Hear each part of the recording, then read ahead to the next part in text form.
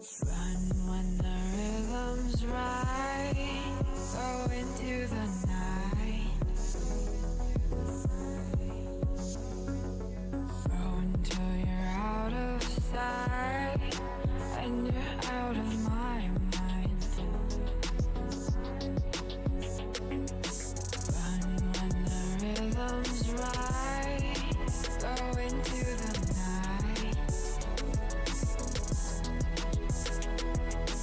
Floating as the river flows, easy as it goes to the ocean.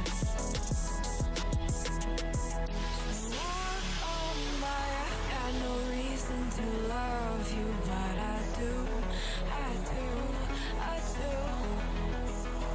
So walk on by, I've got no reason to love you, but I do, I do, I do.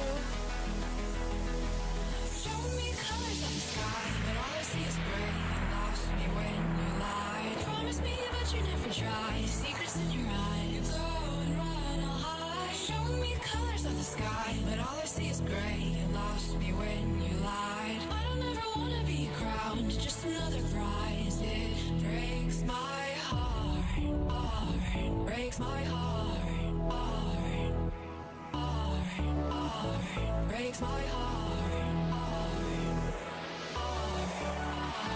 Breaks my heart, heart. Breaks my heart.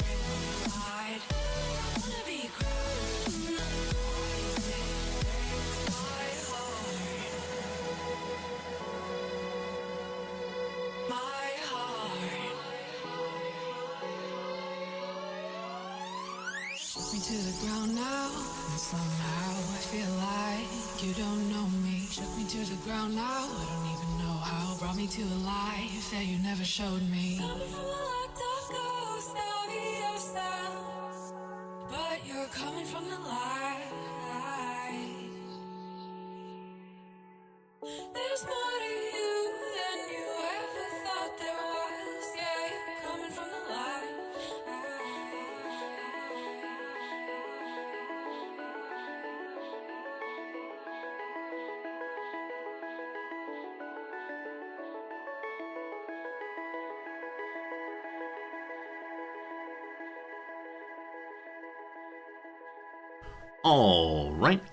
All right. Good morning, good afternoon, good evening, and welcome. My name is Resorty, and to you, one and all, I say, hello, friends. Welcome. How's it going this lovely Monday morning here in Japan? Probably the end point of your weekend, your Sunday hanging out time before bedtime, or maybe just hanging out in the afternoon, whatever part of the day it is for you. I appreciate you decided to stop by and spend some time with me. It's a lovely thing to have done. Oh, God's it Monday already? Over here it is. Now that said, it's an unusual Monday for us because it's a holiday Monday. It is Marine Day. Happy Marine Day, everyone. The day when we celebrate the oceans and all the good stuff they do for us. The day when we think about the fish before we eat them, apparently. I don't know, but Marine Day it is, and so I'm off today, Nom's off today, she'll probably be down in a little bit to say hello, and that'll be a lovely thing. Speaking of lovely things, Quick Ben, thank you for the returning subscription, I appreciate that, 16 months, very kind of you, very much appreciate it all the way, hope things are good for you as always, my friend, and welcome to a Monday stream of a brand new game. Today we're playing a game I've been looking forward to for a very long time, a game called Norland. It is a combination of Rimworld and Crusader Kings, I've been told. We played it in very early demo mode, and now it's a year later, and the game is heading into early access pretty soon. I think it comes out for everybody else in 2 or 3 days here, but for me today, and that's gonna be a lovely thing. Let's say hello right quick. Hello, Jim. It's good to see you early today. Thanks for being here with us as always. Hello, Sakutera. Hello, George. How's it going, Steve? Hello, Noms. You were trying to stay off screen, weren't you? But just this little bit, just this little sneaky bit came on.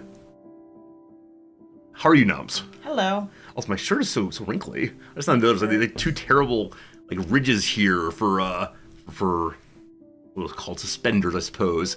Anyway, we're in the middle of hellos. Hello. Would you like to join in the hellos? Oh, I'm not good at that. It's all right. So we're starting here with hello to you. History teacher Steve. Mark, it's very good to see you. Hello, Wizards 845. Hello, HPG jokes. Norland, isn't that the VPN company? Ah, good joke. That is definitely the VPN company that I use. It is NordVPN. I use that for all of my totally illicit online purposes.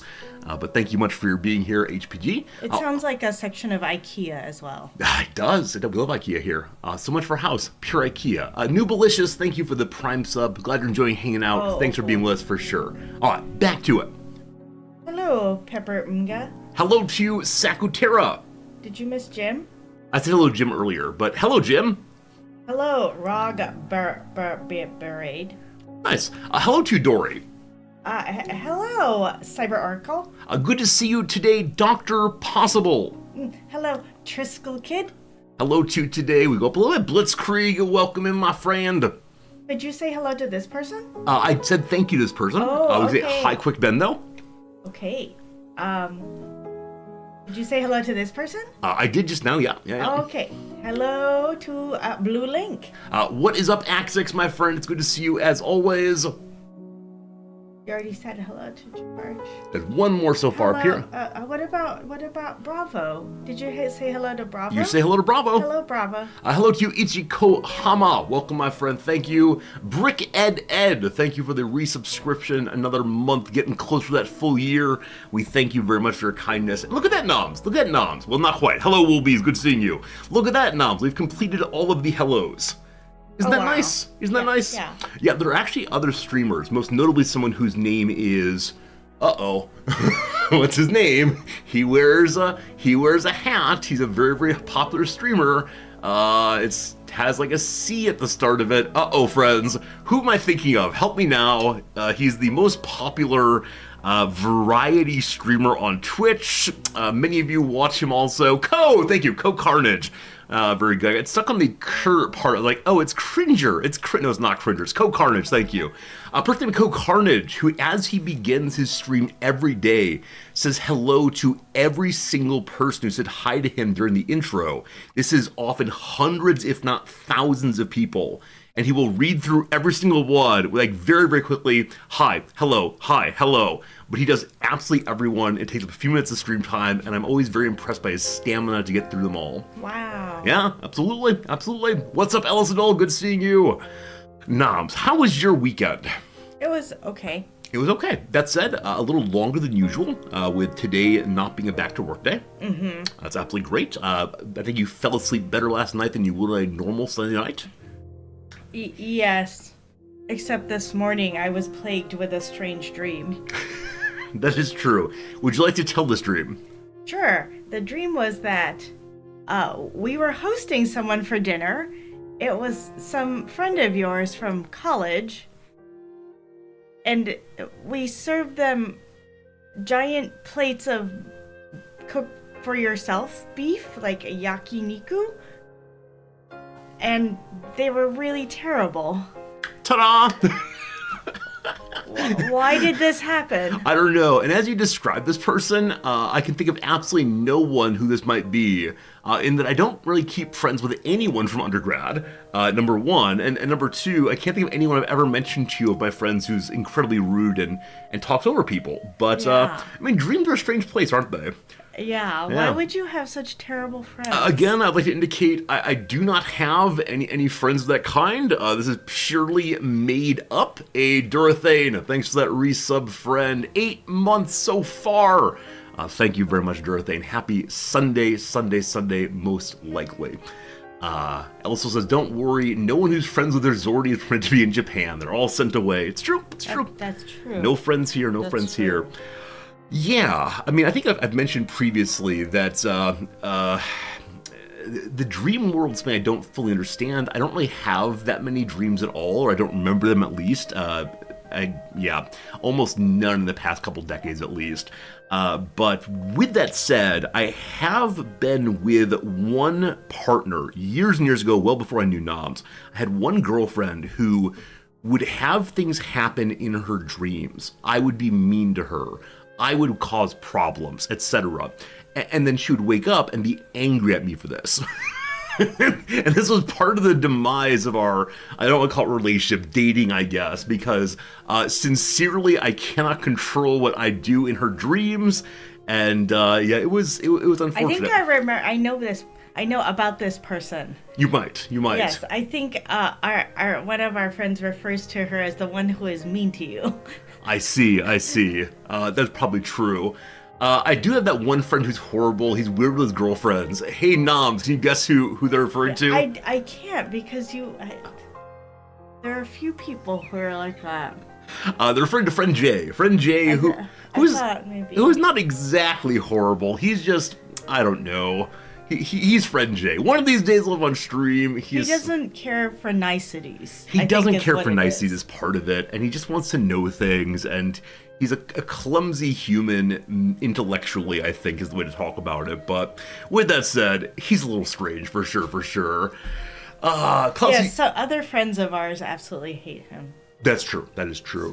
Klaus, good to see you. Klaus used to rarely remember dreams that took SSRIs. Now the most vivid and memorable dreams. Really? Okay. That sounds a little scary. Yeah, I mean, most vivid sounds a little scary. When I moved on to SSRIs and other meds, I've had absolutely no change on dreams. I know dreams and nightmares can be huge side effects and obviously quite upsetting ones for some meds, but I'm lucked out to have avoided those. But that reminds me of we went to see a movie yesterday. We did. May I pivot that in just one moment? Oh, okay, sure. One more thing, which is, Noms, I think you've told me something about your dreams or about when you dream generally.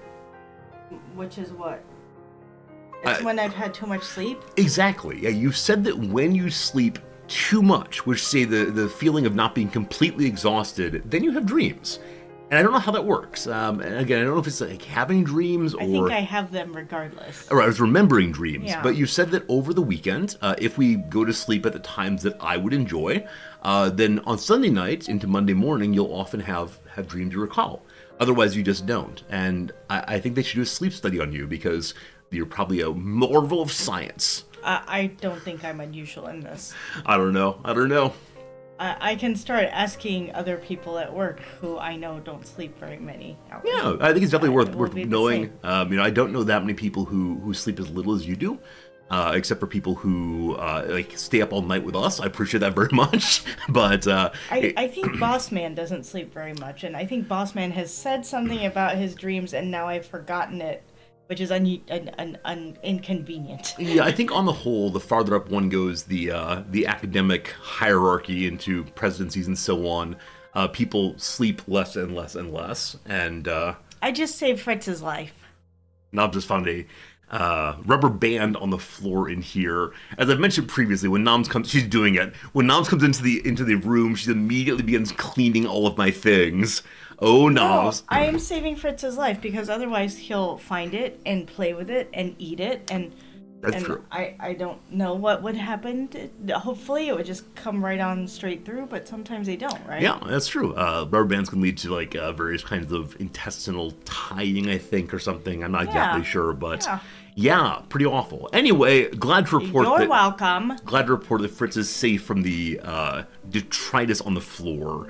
One more question about pronunciation, because I had a brief moment there of detritus. I always say detritus. Noms identified last night that I say a word in a way that she has never heard before, and that she's going so far as to say is obviously wrong. And this came... I don't know what wrong. Last night you said wrong. Last night you said wrong with a full-throated insistence. So last night in the crossword, there was a clue of the form, like someone speaking, don't freak out, end quote. And I immediately said what it was, and Noms heard it as something completely absurd, and said, Resorty, this is absurd. Not completely absurd. Just like, I don't think it's that weird, works. it's off, that kind of thing, right? No. And so we moved on. And then at the end, it ended up being the correct answer, the thing I'd said. And so I reasserted, hey, it was this thing I said. And Nam said, I thought you'd said this other thing. She thought I'd said the phrase, stay home, remain in one's home. Yeah, exactly. Don't freak out, stay home. Yeah, that's not a good answer. Yeah, I mean, I can imagine someone saying that, kind of, but it's not all the right answer. So what I said was, stay calm. Stay calm. And this is the way in which I say that word. It is not affected. It is not in any way unusual. But Noms could not understand my saying, stay calm. Stay calm. Right. And so I think I say this word wrong, and I don't know why. The word is, Noms, please. Calm. Calm. Like, say the full phrase, please. Stay calm. Stay calm. Stay calm. Stay calm. Yeah, yours is farther back. I don't know, but it's so bad, Noms remarks, that she could not hear what I was saying. And so last night we listened to the pronunciation guides on YouTube and so on, and they all have the L fully dropped. Stay calm, or what's their pronunciation? The British English one is even broader. Calm. It's even broader in British English. And I think I then said, or we talked about. I think you said it like rhymed with Tom. It's like Tom. It's like Mom. It's like Google.com. And I say Google.com. Well, I'm trying to emphasize it for the sake of explaining what I say. And I think for me, if I say .com as like the word stay calm, something is wrong there. Something is like, it feels gross to me. I don't know why. And so I was actually thinking of calling my father on the telephone last night and asking him to pronounce the term. Because I feel like I could not have gotten this on my own. I feel like this is something that I would not have made up. If I affect, I tend to affect in the direction of Britishisms, and so I would have affected just the broader accent, or broader A rather. So I don't know. Triss was saying they also say it the way I say it, but they're also from the Midwest U.S. So Nams, you're also from the Midwest U.S., kind of. Like, you bounced around quite a bit. Yeah. Where I lived in the Midwest U.S. throughout my entire childhood. Yeah, I bounced around quite a bit, but I also, I don't, maybe it's from where you are in the Midwest specifically? It's possible, it's possible. It could be, yeah, specific to your... Should I call my father right now and... Oh no, are you doing like phone a friend? Phone a friend right now, and my father will surely greet us by saying, "Hey bud," which we appreciate very, very much. Klaus also says the L, but not as fully pronounced as I do. So it might be something to do with Midwesternisms. It could be. I mean, what I love is, so Yale produced a book. I think it was Yale. They did a study and produced a book of a bunch of regionalisms. Yes. I don't think that was in there, but it could have been. It was a big book. It's possible. We always love discussing regionalisms, especially the words that are used to describe the same thing across the country and across the world. For Klaus, calm rhymes with palm. That's how you talk. Yeah, I do talk that way, absolutely. For you, calm rhymes with Tom or Mom, right, Mom. Google.com. I don't say these words so extended usually. Yeah, palm. Oh, like a palm, like the drink. Like, or like pomade, possibly? I never say the word pomade unless I'm talking about Oh Brother, Where Art Thou? Palm, that's good. On the IPA list for calm, they do have the list that has the L sound present. Nice. All right, see, this is what you all are here for. You think, friends in chat and friends that are lurkers, that you're here for me to entertain you. No, you are here to justify me. I thank you. I thank you for your excellent contribution to the conversation. I think Noms was expecting a 100% resorting, a 95. No, I wasn't. Insofar as they're here for you. Oh. I bet they even created the little entry to be like, oh yes, it's here. Oh, so you think they're biased? But yes, I think there's I'm not really prescriptivist with respect to language. So only with the way in which I pronounce things. No, I was just pointing out that the way that you said it sounded like stay home to me, or steak home, as somebody else said. It's very interesting. And so I just misheard it, and so that is why I didn't type it in, because I'm like, stay home is not a good way of saying don't freak out. I agree. Next time I'm going to be like, stay home. But I have some information for you. That's very good. That said, I'm surprised that you hear my saying of stay calm as stay home, because there is no L sound in home. It's because my brain tried to grab whatever was closest, right? Okay. Like, stay home is clearly not an answer, so it just grabbed whatever understood. That's a lot of fun. That's why I think you and I have a rule, though, and I think this rule is one that I really, really like. Where generally speaking, we don't like tease our pronunciation normally, but we both have agreed that if someone pronounces something in a radically incorrect way, the kind of way that one produces only after reading a word, not hearing it, we might talk about the topic. We don't want to go out in public and use the word in conversation or in a speech or in a class and receive like complete incomprehension or even mockery. Deer zing. Deer zing. Oh, for deer crossing. Yeah, this is a This American Life episode. Oh, is it really? I don't know this one. Yeah. Where somebody went through life thinking it was deer zing. Right. Like zing, like a deer going zing across your street. This because on street signs in the United States, it'll have a little like picture of a deer, and then have the word X-ing. Yeah, deer zing. Deer zing. I like that. There's another one. What is it? I'll keep thinking. Keep talking, and I'll think of it. Oh, what I was saying is, Cyberlocal asks, is there mocking involved privately about pronunciation? The mocking around language tends to be if we make a typo on the crossword that makes something that sounds funny to say. And so very commonly, after one of us has made a typo, we then read the typoed word and he together. That's a lot of fun. It's a cute little thing that we do. But I think generally speaking, we don't mock each other too much. No. Yeah, I think that's not kind of humor that I'm terribly comfortable with. I'm not sure about you, Noms. I think you're more comfortable with I use mock impoliteness, yes. mock impoliteness, right? This thing we've talked about previously that Not mock as in that mock, but mock as in faux. Yes. yeah, you'll be impolite to someone as a way of showing that you like them. Yeah. Or that makes it sound like I'm in middle school. I'm merely engaged in a sociological exploration of the way in which you approach the word. It's in sociolinguistics. It's called mock impoliteness. Yeah, mock impoliteness. So can you give an example of that? Yeah, like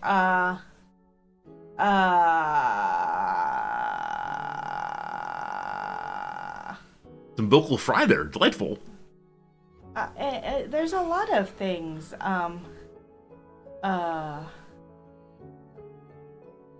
There's so many that are overwhelming right now. We can come back to it later if you'd like. Okay. Yeah, no worries at all. We appreciate your being here.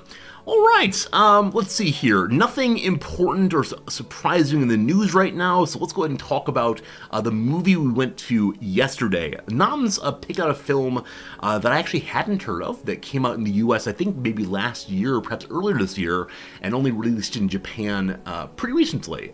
They had one and only one showing of this film, and it was at 10:45 a.m.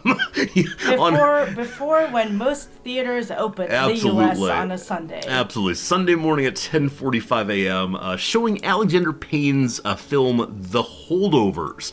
The Holdovers. And it stars Paul Giamatti, I do believe. It has a fellow who's a young man also. I've forgotten his name now, but apparently... Dominic Sessa, who apparently was cast from the university or school in which they were doing the shooting. But definitely it was a really enjoyable, striking movie about a teacher and a student, and the way in which the two of them bonded and grew over a winter break stuck together at a school. So, Noms is a fan of Alexander Payne films, I think. Ish. Yeah. Ish. And the reason for that is... He's from Omaha. He's from Nebraska. He has a big theater there. Not big theater, a small theater there. It's a small independent theater there. Yeah. The kind of independent theater one's glad to see in one's neighborhood. That shows little artsy films and so on. But it is the case that I'm so sorry for joking about the news thing. I shouldn't have done that. I'm very, very sorry. I take it back. Let's not talk about it too much. With that said, Alexander Payne has these films where some things happen and then the movie stops. Like, there's no clear tie-up of all of the ideas. There's no clear, resolution where we all feel like everything is all right in the world, and I appreciate that. I think that's what life's like. On the whole, the things that happen to us just kind of happen, and then they stop happening, and we move on with our lives, and that's pretty good. So how would you describe the film, The Holdovers? Yeah, Blue Link said that it was a Christmas classic, a new Christmas classic, and I felt like I would have liked to have watched it over Christmas. It is strange watching in July. It felt a little weird watching it not the Christmas season. The snow is falling on the screen, people are sliding about on the ice, and we're sitting here in incredibly humid weather. Yeah, that's a very good point. It felt a little disjointed for that reason, but otherwise, it was nice. It was what I expected. Which was fine. It delivered what I expected it to deliver. Yeah, let me mention real quick, ad break coming right now, ad break of 3 minutes. We'll talk our way through it, and then video game time. I've already told Noms today has to be a short visit time because I'm so excited for today's game. We gotta get into it. The Narwhal. That's right, the game is called Narwhal. You play as Ned the Narwhal, who has actually lost his horn. And so the entire mission is to find a way to get your horn back, having been stolen by Christopher the Crab, who cut your narwhal horn off. What a jerk. What a jerk indeed. It's called Norland. Norland was called. I think the other thing I'd say about the film from yesterday is I disagree with Noms' characterization of what I disagree with what she expected of the film being realized, because Nom said she expected it to be like Dead Poets Society. Not exactly. That was one of the things I was expecting. What else were you expecting? As I said, like some sort of like a teacher and student, and they don't like each other, but they spend this time together and they come to understand each other. Or the student is like a difficult student, Yeah. and they come to understand each other and their differences, and by the end they like each other. Yeah, I mean, I think that's right. I want to, like, seriously challenge the Dead Poet Society portion of it, though. Not because of you, per se, but I think it's very easy from the trailer to imagine it as Dead Poet Society, right? This show in which some very charismatic teacher inspires young people to care about the classics and about Shakespeare and all of this, and so they move forward and become brilliant scholars on their own. But he also is at odds with his administration, and doesn't he lose his job in the end? Whoa! Spoilers! Oh my goodness! Noms. Like, come on screen, and I say, I want to tell you a movie I watched. Maybe you'll watch it too. And Noms over here saying, in the last 3 minutes of the movie. Well, you didn't have to point out that it was a spoiler. Noms. You didn't have to point out that it was a spoiler. That's People true. might have just... Might have slipped on by. All right, very good. I didn't think anybody at this point was going to go watch a movie that was from like 6 months ago. Really? I mean, often it's the case that people will come in and say, like, hey, Risordi, have you ever seen Back to the Future? And I'll say, no, I've never seen that. And they'll not say, like, hey, the big secret is, and I'll go watch it. It's nice. Oh, it's all right. These things happen. Oh, I didn't realize. It's okay, Noms. Don't you worry. It's okay, Noms. You're awesome. We all like you, but it's all right. What I'm going to say, though, is unlike Dead Poet Society, the professor is in no measure charismatic, right? Paul Giamatti's character is, in some measure, the antithesis of charismatic. And he is, tremendously into history and quoting Latin verse and so on. And it makes him not charismatic, but fundamentally unlikable. And like, this is part of the story, right? The way in which a certain view of academia can alienate you from the people around you. And throughout the film, there's not really a moment of the students saying, oh, I want to be like this professor. It's in fact, I don't want to be like them. So I like that. I like that because I think it's much more common to have students reject what the professor or teacher's putting down as opposed to being profoundly inspired by it.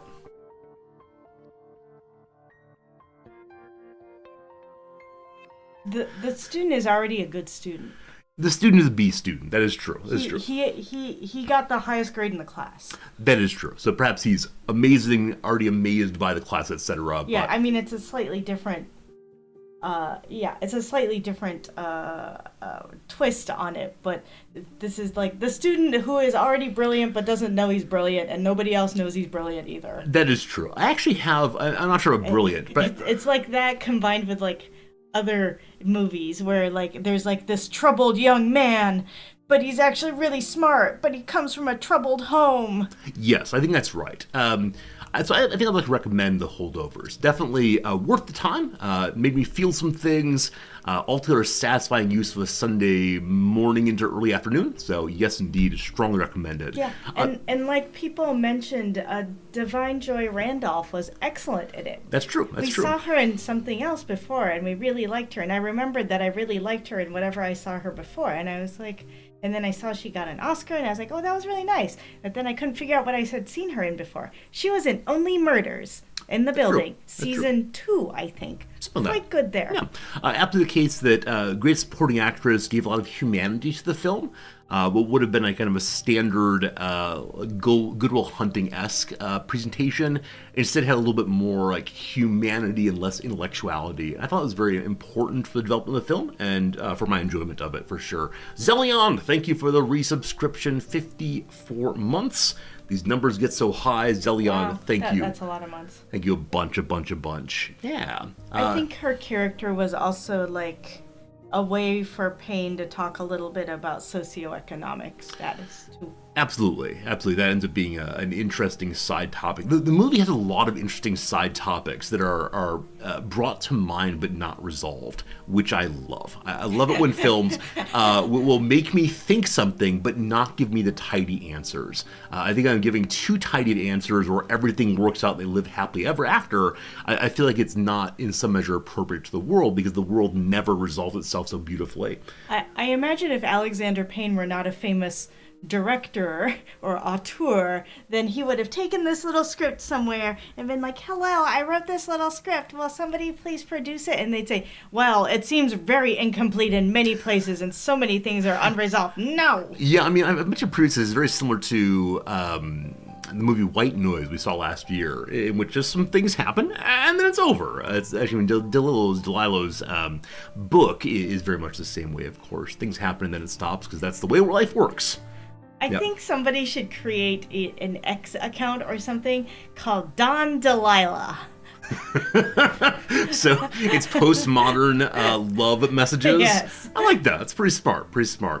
I had one thing to talk about today. I forgot when it was, but yeah, I'm sure it was good, whoever it was. Trizzle Kid asked a quick question about who's the philosopher in the bathtub in the bazaar. Diogenes, the cynic, more interested in being dog-like than a man in some measure. So yeah, all very good, very good. Klaus has asked if you've seen Nebraska. I've actually not seen Nebraska. I've read the Wikipedia page about Nebraska. I understand the overall narrative. I think it's an interesting idea, and yeah, I think Alexander Payne is fun to me in a way. Oh, that's the thing I want to talk about.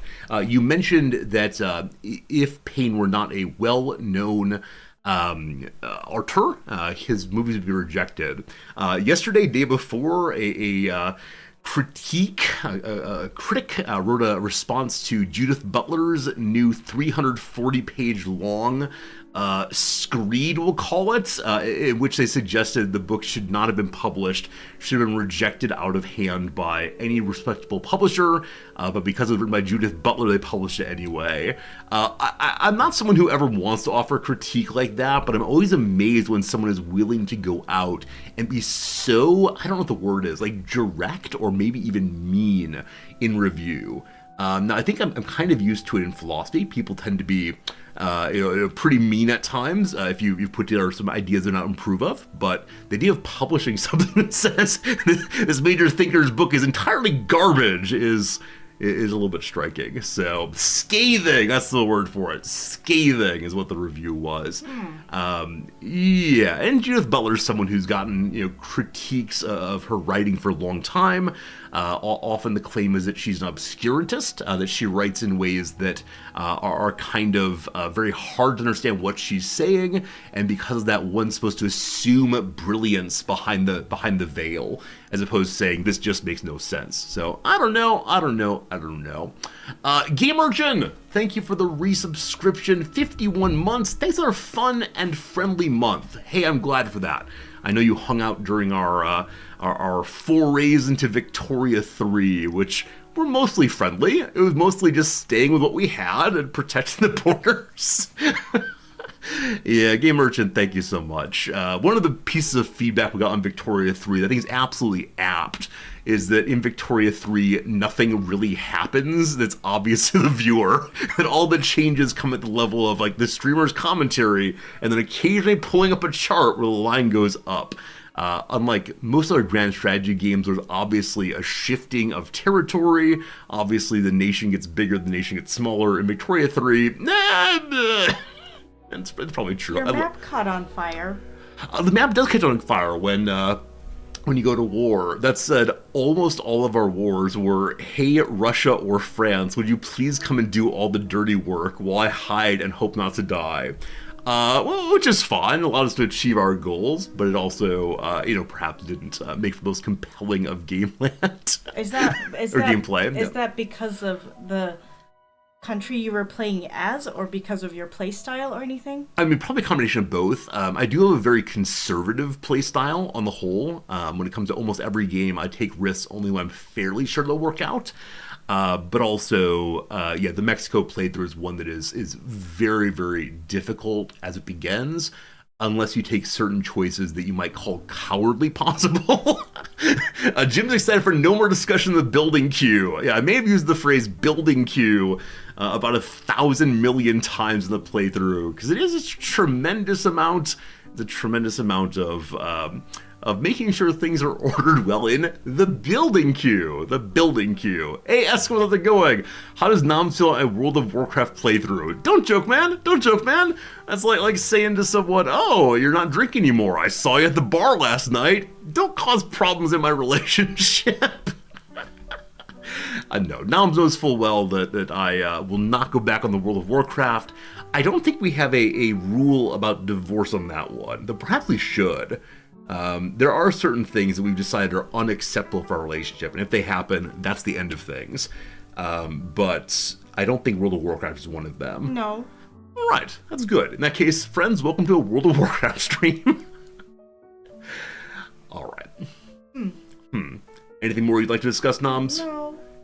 Anything that's coming to mind, jokes and so on? No, I'm going to go listen to that Katy Perry song that Blue Link is talking about. Yeah, absolutely. I haven't heard any of this news. And So I'll take a look. There's some show you intend to watch today on your day off. Really? I thought you said you had a show that you were going to watch that you... I know you finished your dating shows. I haven't finished them. I've gotten to the end of what has been released. More will be released tomorrow. Maybe there was some other dating show you wanted to watch. I can't recall, though. I thought you had something, though, that you said you were interested in watching. Perhaps not, though. Anyway. I don't know. I hope you have a good day off. I've been cleaning my AirPods because I've realized, or I have been told they're not eligible for recall. And so you identified that they had some problem that's very common. Yeah, and so I thought, and I saw that there was a recall on this model. But then I was told that when I bought it was not early enough, so they are not eligible for recall. And so I could have the pleasure of paying 15,000, is that right? 15,000 yen per earbud should they determine that it is eligible for replacement. So $120 or so per earbud. Probably 100. Yeah. I mean, that's how it goes. Yeah, and I'm like, so I could just buy a new pair then? And he said, yeah, it's happening to mine as well. So I just live with it. And I thought, this is probably not something that's an employee at the Apple store should be telling me. Yeah, that is a little striking that the person whose job it is to fix things or to at least do the customer service is saying this is a common problem in their mature... I mean, that's sad. I appreciate they I think would. it's just wear and tear. I think it's wear and tear, but... You need to be much more general with them. You need to, I don't know, lovingly scrub them every night. But I think I appreciate that the person working at the Apple store, is this the Genius Bar, as they call themselves? Yeah. Yeah, I appreciate it wasn't called that at the one I went to. I don't know if they don't use that term in Japan. I don't know. But I'm delighted they're being honest with you. Years and years ago, I worked as a salesperson on the electronics desk at Target, and people would often ask me, like, hey, what do you think of this video game? Or, hey, would you explain the difference in these two cameras? Yeah. And in these moments, I've been told my job is always to sell the top dollar one. And that's so scummy. So I always would just say, here's what I think of that game, here's what I've read about the reviews of it, and, I think that's probably the better way to go. If you don't do that, it leads to... distrust or worse life to the other person. So. Yeah, you're the person that we have to go find to unlock the video game that we want, right? That was me. That was you. And then I could never find you because you were never at your desk because you were off doing something else. And then when I finally found you, you unlocked it and said, this will be waiting at the front desk for you. Yeah. I mean, no, I think I stayed near my desk usually. I was assigned to do it, and I was a good worker. Some of your compatriots did not do that. I'm sorry to hear that. They just wandered off, did something else. You got to go flirt with the gal working in soft lines. You got to go hang out in the back room in the what's it called, the warehouse, and have a smoke. I understand that there are things you need to do during the workday. There's a nice short story about this sort of situation in Tomb Sweeping, which is a nice short story collection, which I can endorse. Yes, if you're looking for a book, Noms likes Tomb Sweeping quite a bit. It's by... Alexandra Chang, Alexandra Chang. I knew it was a Chang last night. I couldn't remember the full name, but... Yeah, all of the books I read are by someone named Chang. They're short stories by someone named Chang, spelled differently. I'm also reading Ted Chiang. Yeah, I mean, I think you've been very much into Asian American literature in the past year or so. 2 years? I think that's because of a certain curricular changes happening. It's true. We're thinking about ways to bring Asian and Asian American texts into our curriculum to try to be more responsive to our current student body. Yeah, that and I also feel guilty reading with my Amerocentric, like, I guess both of them are also American, but like white Amerocentric book reading. Let's not discuss this topic. It leads entirely to Resorty. Why do you only read books by old white men? Which is not true. The #1 New York Times book of the 21st century. It is true. The New York Times came out with we don't know who. Came out with a big list of 100 best books of the 21st century, judged by 500 authors and critics. And the top one's Elena Ferrante's My Brilliant Friend, a book I've read, and a book I thought was quite good indeed. Now, I can't think about how to rate the top 100 books of the past, 24 years. Too many books, and all of them are quite different. I think the various people were asked only to do 10, to provide 10. Oh, each one did 10, and they rated them out based on how exactly people picked the 10 of them. I guess so. Yeah, I guess so. Delightful. I don't know. Somebody on my Facebook feed, one of my former colleagues, linked to it and said, "Oh, how many have people read?" And they were like, "Yeah, I've read this many. They were all great." And then I thought, I am not going to comment on this because what I have to say is I've read some of these and they were not that great. That's how it goes. What are they doing on this list? That's how it goes. All right, that was a great talk, Nams. I appreciate it. Cyber Oracle decided the time for talk is done. And that's when we trust the mods in this channel to do the things that need to be done. So, thanks for being here. Would you like a cup of coffee? I would love a cup of coffee. Do you have things to discuss? If you actually have topics to discuss, I will pop off and get coffee. No. No topics? I don't have any topics. Would you be interested in talking about the socio-economic implications of your various dating shows? It's game time. It is game time. It's time for you to play games. Are you offering to get me coffee? No. It was the like, now we are wrapping up. Oh, I see. I thought you were actually offering to make me a cup of coffee. I was like, well, that's very unusual and very sweet. Thank you, Nams. I know you want some coffee because you tried to get me to talk. Oh, so goodness. So that you can go get coffee. All right. You're supposed to be playing games. All right. We'll see you, Nams. Thanks for hanging out. Time to go to IKEA. Time to play the Norland. It's true. Friends, as I said, this is a game I've been waiting for a very, very, very long time. The font is slightly disturbing, but it's okay. You don't like the font? The hole in the O is crooked. I mean, I think the holes in all the vowels and the D at the end are crooked, yeah? Not as crooked as it is in an O. Okay, we don't like the O. This game is actually not out yet. It's in super... Maybe they can fix it well, before it gets released. I was about to say, Hooded Horse, the publisher's game that we love so very much. Me. I'm Hooded Horse. Cool. Hooded Horse has a channel open right now for feedback from traders, feedback from people who are playing it earlier. So if you want to, I can send them a piece of feedback that says, my wife, who is very sensitive to font matters, says the vowels are unfortunate in their... No. I'm sure it's intentional. You're sure? I mean, intentional can still be bad. Here, there's a bug report right here. No, it is not We can submit a bug report. It's not a bug!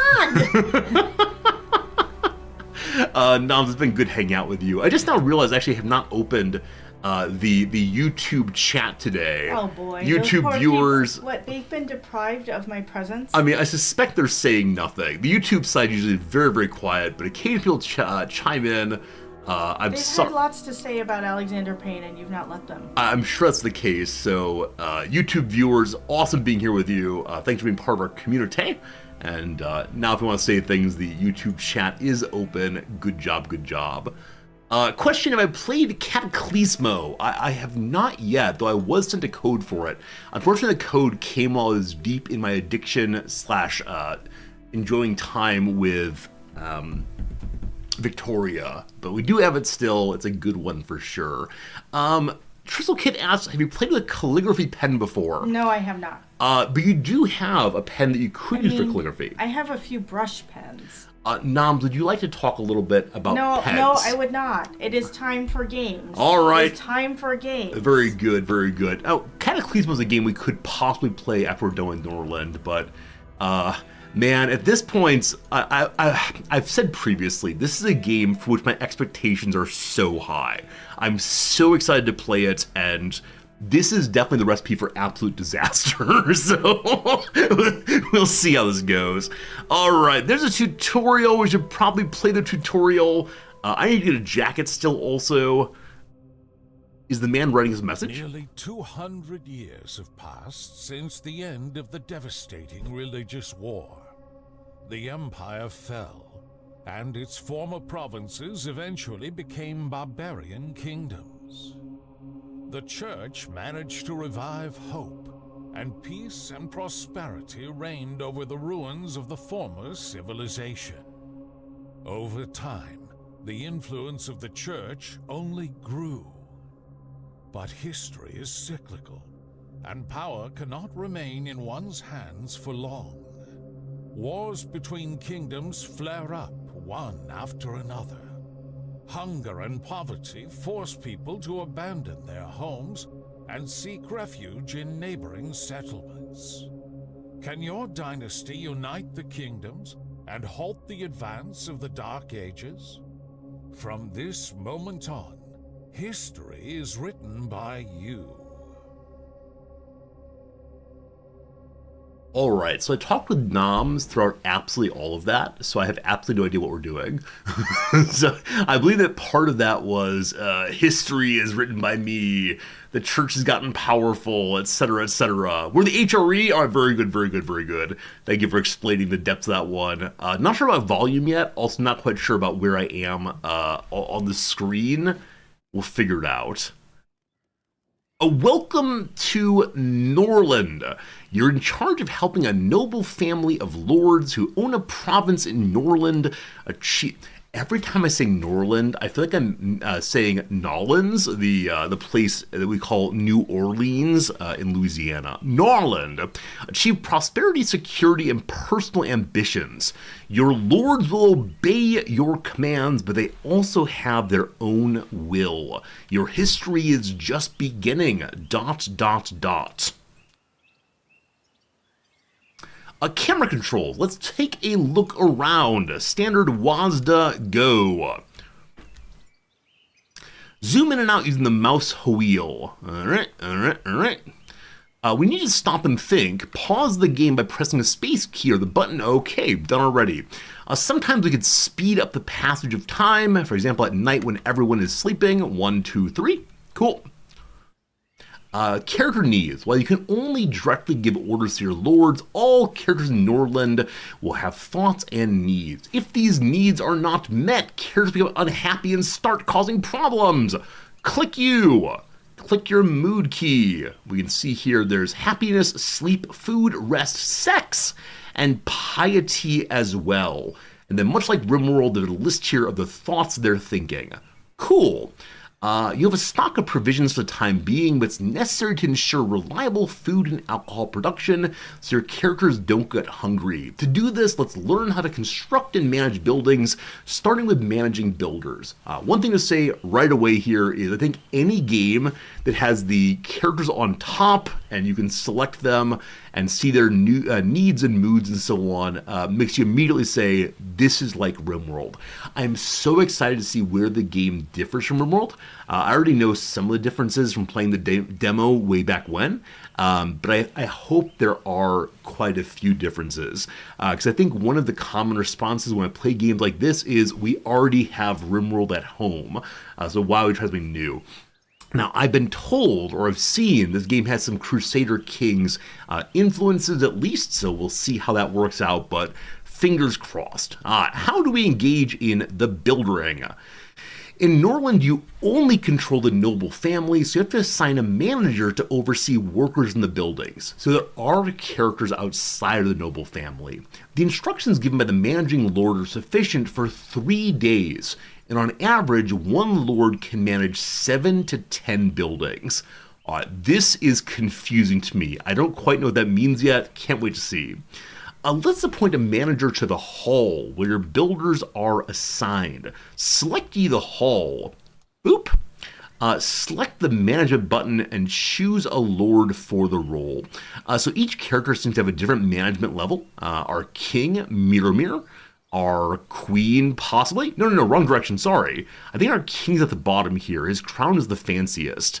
I have no idea who's in charge here. We are only a autonomous collective right now. We wear fancy hats. That said, the game wants me to choose is Borka. She's a little broken. Is Borka go? And then wait for her to distribute instructions to the workers. So what does that look like? Where is she? What is she doing? Here she comes with that beautiful fringe, looking a little bit Robin Hoodie. She is ordering people. She's shaking her fist of command. You do that one at a time, please. If I click her, can I see what she's doing? She's conducting an inspection right now. We also see her desires, the state she's in, as well as her important persons, the people that matter to her. This is a brewer named Marunra. Is Marunra listening to her through the wall? Marunra's having a sit. I'm at game speed 1. I would speed it up, watching her shake her fist faster and faster. She gained experience points in management just by having a little speech. Many a manager I've had in my own life feels like they get leveled up that way also. Give a little inspiring speech, we'll clap at the end, and we move on with our lives. Great! The workers are now aware of my plans and ready to start building. Wood is the primary resource used in the construction, so our first priority is to build a lumber mill. Who would have thought? Number 1, click on the construction menu, then select resources, then select the lumber mill. Alright, construction, resources, the lumber mill. So unlike Rimworld, you don't build buildings block by block. Instead, you build the building all at once, which means there's a little bit less, what's the word for it? Customizability of the buildings, not quite your own personality. It's instead a little bit more like a, I don't know, Banished-esque game in that respect. So lumber mill is now placed. Wonderful! Let's now build a rutabaga field to ensure everybody has food. The rye field is best placed on fertile soil, otherwise it yields very little. Click ye the right mouse button to go back one step and select the rutabaga field this time. So rye and rutabaga. After choosing the construction site, exit construction mode using the right mouse button. So I don't know if this is fertile field. Oh, it is actually. So we can see fertility as one mounces, that's right, mounces about. All right, rutabagas go there. Rutabagas are not a medieval crop. Wait, where did rutabagas come from? Maybe these people are the inventors of rutabagas. Wait for them to be constructed. I am waiting. So will the, oh gosh, lots of peasants get going. I don't quite know how the manager gave their orders. It's not clear to me if they said, let's get forward and do whatever the king says. Who am I playing? I am the royal family, the spirit of the family, I guess. Also, noticing the game sound is very, very quiet compared to the menu sounds. Let me go ahead and move up the game sound a little bit, and we'll see if it has sudden yelling and so on. Settings, volume, okay.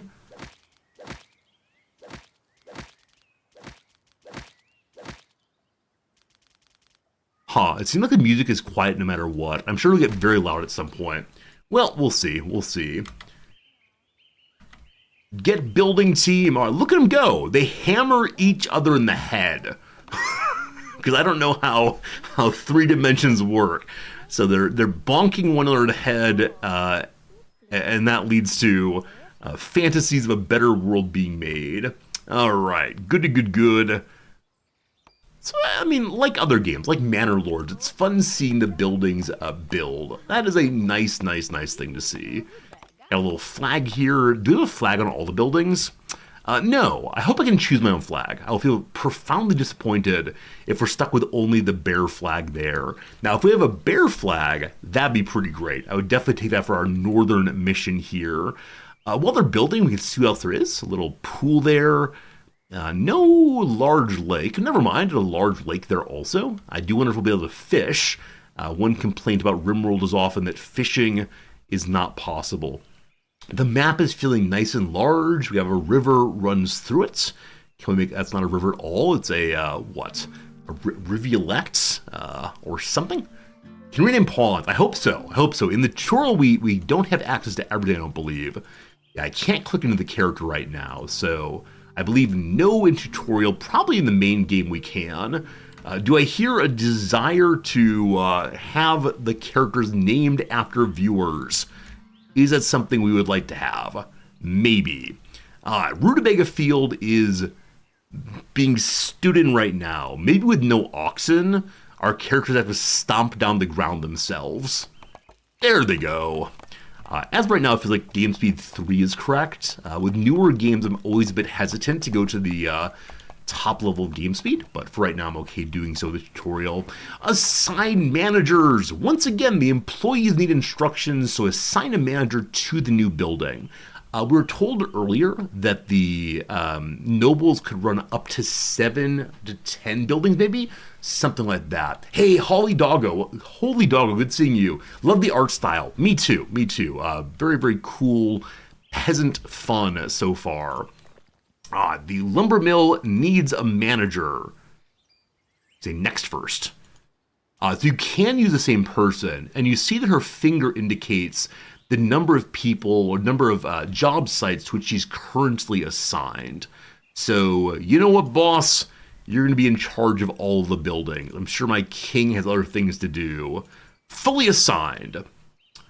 So quickly assign managers by right-clicking on a building also. There you go. Inspector is the current name of the manager. Mirror is having a little winky face. What's that mean? Bones predict loss. Bad combinations. They've been rolling the die to see his future. Still not sure the meaning of winky face. But now, it is time for booze. I don't know why this screen is down here now. Anyway, great! We have food production sorted out. It's time for alcohol, which helps relieve fatigue after a hard day's work. We already built a brewery for alcohol production, so let's create an order for the production of the cheapest type of alcohol, moonshine, which is made from rutabaga. Is that true? I mean, I guess moonshine is any kind of booze made from absolutely anything. Is that true? What is the definition of moonshine? I know it's used in bootlegger movies. All right, so like other games of this kind, we can say make as much as you want, or make until you have a certain amount created. 40 rutabagas make 90 booze, it looks like. We currently have 50. I'm not going to overdo it here. Oh, I'm going to overdo it. The tutorial is saying make as much as you possibly can. Booze is more important than food. Is there a control for more than one at a time? Okay, the shift button adds, I believe, 50 at a time, or maybe 30 at a time. We need 100 units of rutabaga. Good. Close production menu. Appoint a manager to the brewery. I guarantee I will forget which building is which at some point. For now, though, let's assign the best manager. Good old Mirror. Yesterday, when my wife were out and about around town, there was it was very, very humid outside. So there were these misters, right? These, metal pieces with holes in them that were blowing water everywhere, keeping us nice and cool. And my wife and I simultaneously came up with a joke. That thing should be called Mr. And we laughed so much at this, and then I realized I don't know any Mr. songs. The joke, though, still A+ yes. Moonshine's an American term. It's a legally distilled alcohol. It could be made from rutabaga, but very inefficient. Moonshine's broadly illegal booze. So I wonder why they use the word moonshine in this game. Given that I am the state, le temps c'est moi, I do wonder why they're calling it moonshine. Who knows? When the workers receive instructions, they begin their duties.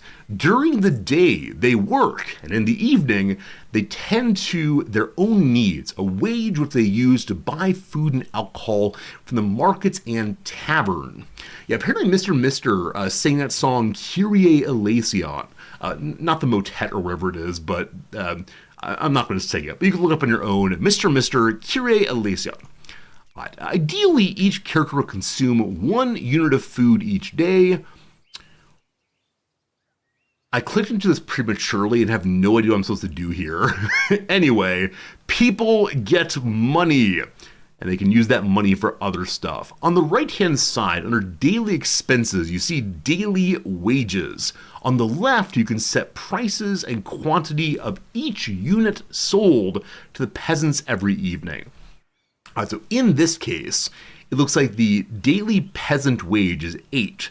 So they can buy 2 rutabagas, or 2 flour, or 1 of each, or they can buy 1 moonshine and nothing else. So I wonder if it's time for us to cheapen the things sold to the peasants, or make them earn more money each day. Do we believe in a minimum wage this playthrough, or will my peasants scrape by on the dirt they have? I don't know. Hello, Slivers, good seeing you. Tonight you're showing me off to your mom who's visiting. Hello, Slivers' mom. I'm the man on the TV. That's how this thing goes. All right, so determining what kind of money the peasants get is important. And once again, I double-clicked, so I have no idea what the game told me. I gotta be more careful of that. Currently, the workers' wages are 8 gold coins, rutabagas 4 coins, and moonshine is 7 coins. It's not enough for the peasants to buy both each day, so I have to save for several days to go to the tavern. I wonder if my workers need these things every single day, or if one day can be food day and one day can be drink day. Not that I want to be a terribly cruel medieval taskmaster, but I know full well that's how it's done. For now, though, the game would like me to lower moonshine to the price of 4 each day so the peasants can buy both, making the peasants happier. Now, I'm very curious, very, very curious, if the, I was going to say, I had a joke in mind, it's gone now. I'm curious if the happiness of the peasants go down far enough, will they launch a revolution? Will they declare an age of the Republic? Will Napoleon show up? Gotta keep happiness, though, for everybody. Here's the peasants' mood up that way. They're currently +7 happiness. The total number of peasants are 7.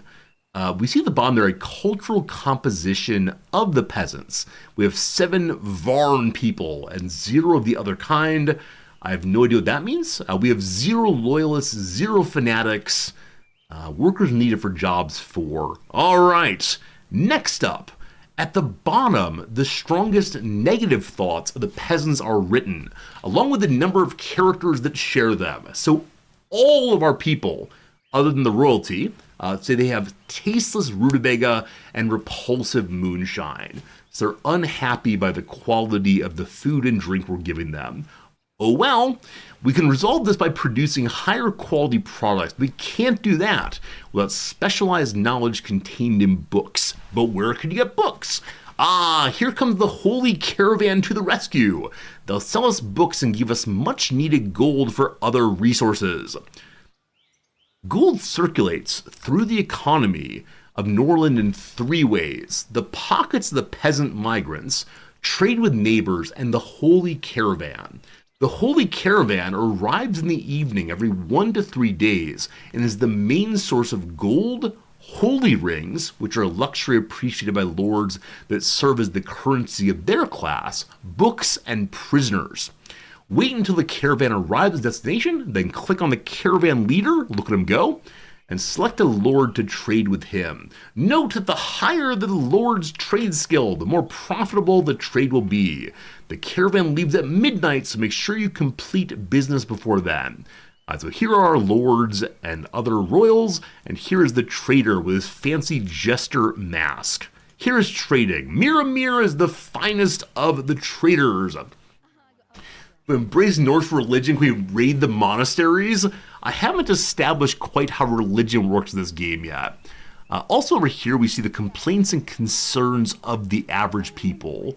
I don't know what that means. All right, welcome to the trade page. Now, as I'm playing this game, I find myself automatically taking whatever happens and trying to put it in terms of Rimworld, the game I've played that has such similarity. I need to approach this game as its own thing, or I'm going to get so confused. But we're learning together, and that's good to go. The church supports the natural balance of supply and demand. Okay, so the caravan is from our religious group. The church supports the natural balance of supply and demand. We worship the invisible hand. If you start selling too much of one product, the sale price will decrease. For now, though, do not let that worry us. First, sell 30 units of moonshine I produced. Then buy the book Hop, Field, and Beer and close the trade menu. Alright. Booze. Sell more booze. It's 10 for each click if I hold down the left shift. That's over 30. How do I take some back? Because of the tutorial, I can't take back the X's I've given him. That's fine. To the books page. There are many books like Mace Stuns, Braised Rutabaga, and you'll notice on that page there, the book is written in Varn. So different languages for different texts and different speakers. An interesting kind of complexity that not everything is mutually decipherable. All right, for now, learn about hop, fields, and beer. Allows the construction of hop field and the production of beer, being studied in the knowledge menu. To study, at least level 3 intelligence recommended. Okay, we make the trade. They're giving us 6 money back for that trade. Cool, that is now done. Now that we have a book on how to grow hops and produce beer, you can study it in the library through the knowledge menu. Okay. What is the library? The library. Open the knowledge menu and select a lord to study this thing. Oh wow. Oh wow. So lots of textbooks, lots of knowledge, some which we do not know, some which is automatic to our culture. I wonder if we'll be able to play different cultures with different kinds of knowledge, special racial bonuses. For now, though, we can study the hop, field, and beer, though our library also knows how to make mines, keep prisoners, etc., etc. Oh, I remember this bit from when we first played the demo of this game. These characters know this knowledge. If we don't have a book for this knowledge, and the person who knows it dies, your colony, kingdom, fief, whatever this is, loses the knowledge. I love that so much. I love that the characters have information about the game and their world other than what I as the player have. Has. For now, though, we have a book for all of our things. That's wonderful. Bring me the hop, beer, etc. All right. We can rewrite a book. Transcribing a book in order to create a new copy. In the process, the Lord acquires knowledge. Higher intelligence level, the faster the book's transcribed. Okay, maybe eventually. For now, though, we learn. Highest learning is on Isborka. Isborka is also my manager, so I feel silly having her have more and more jobs. That said, the book takes only 1 hour to read. So, let's learn about hop fields and beer also. Beer is surely a higher level consumable than merely the moonshine. Up next, there's so much reading. Tutorials with lots and lots of reading, while delightful, do trouble me a little bit. Anyway, here we go. More reading, more good. Besides managing buildings, your lords can also carry out other tasks. However, they refuse to do any tasks if they're unhappy. It seems that one of them is already unhappy now. It's indicated by the red background in their portrait. Let's see what happened. Alright, in the Lord's character menu, you can see their main status indicators, such as mood and loyalty. Mood, loyalty. You can hover over any icon and indicator to learn more details. If a lord's mood is low, which this is, they may become depressed, refuse to carry out orders, and experience quickly decreasing loyalty. Okay. If loyalty falls below 25, the lord may leave your noble family or start a rebellion. So I was wondering earlier, is it possible for the peasants to revolt? But I'm now wondering, do the peasants side with the lord and leave the family? Striking. We'll see. Hey, how's it going, Nemesis? Hope you're doing well today. Okay. See why the lord's unhappy? Move to the needs tab. Here you can see a lord's needs and thoughts, the sum of which determines their mood. If it's below 25, they are unhappy. Thoughts arise from needs or certain events. Hover a thought to learn its details. He has a torturous desire. I must do it at all costs. He has 3 days to do this thing. What does he want? If you hover your mouse, you see the Lord dreams of holy rings. The rings that appear in the resource list in the upper left corner, we have 7 of them, belong to the king and are in his inventory.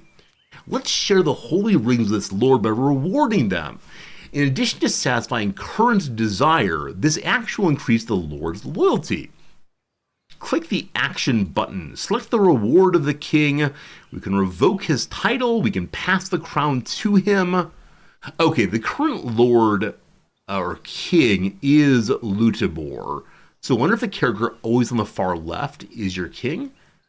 As of right now, I can't reorder them, like you can in Rimworld. We'll see. But reward him with a ring, costs 5 rings, is based in part on the king's persuasion level.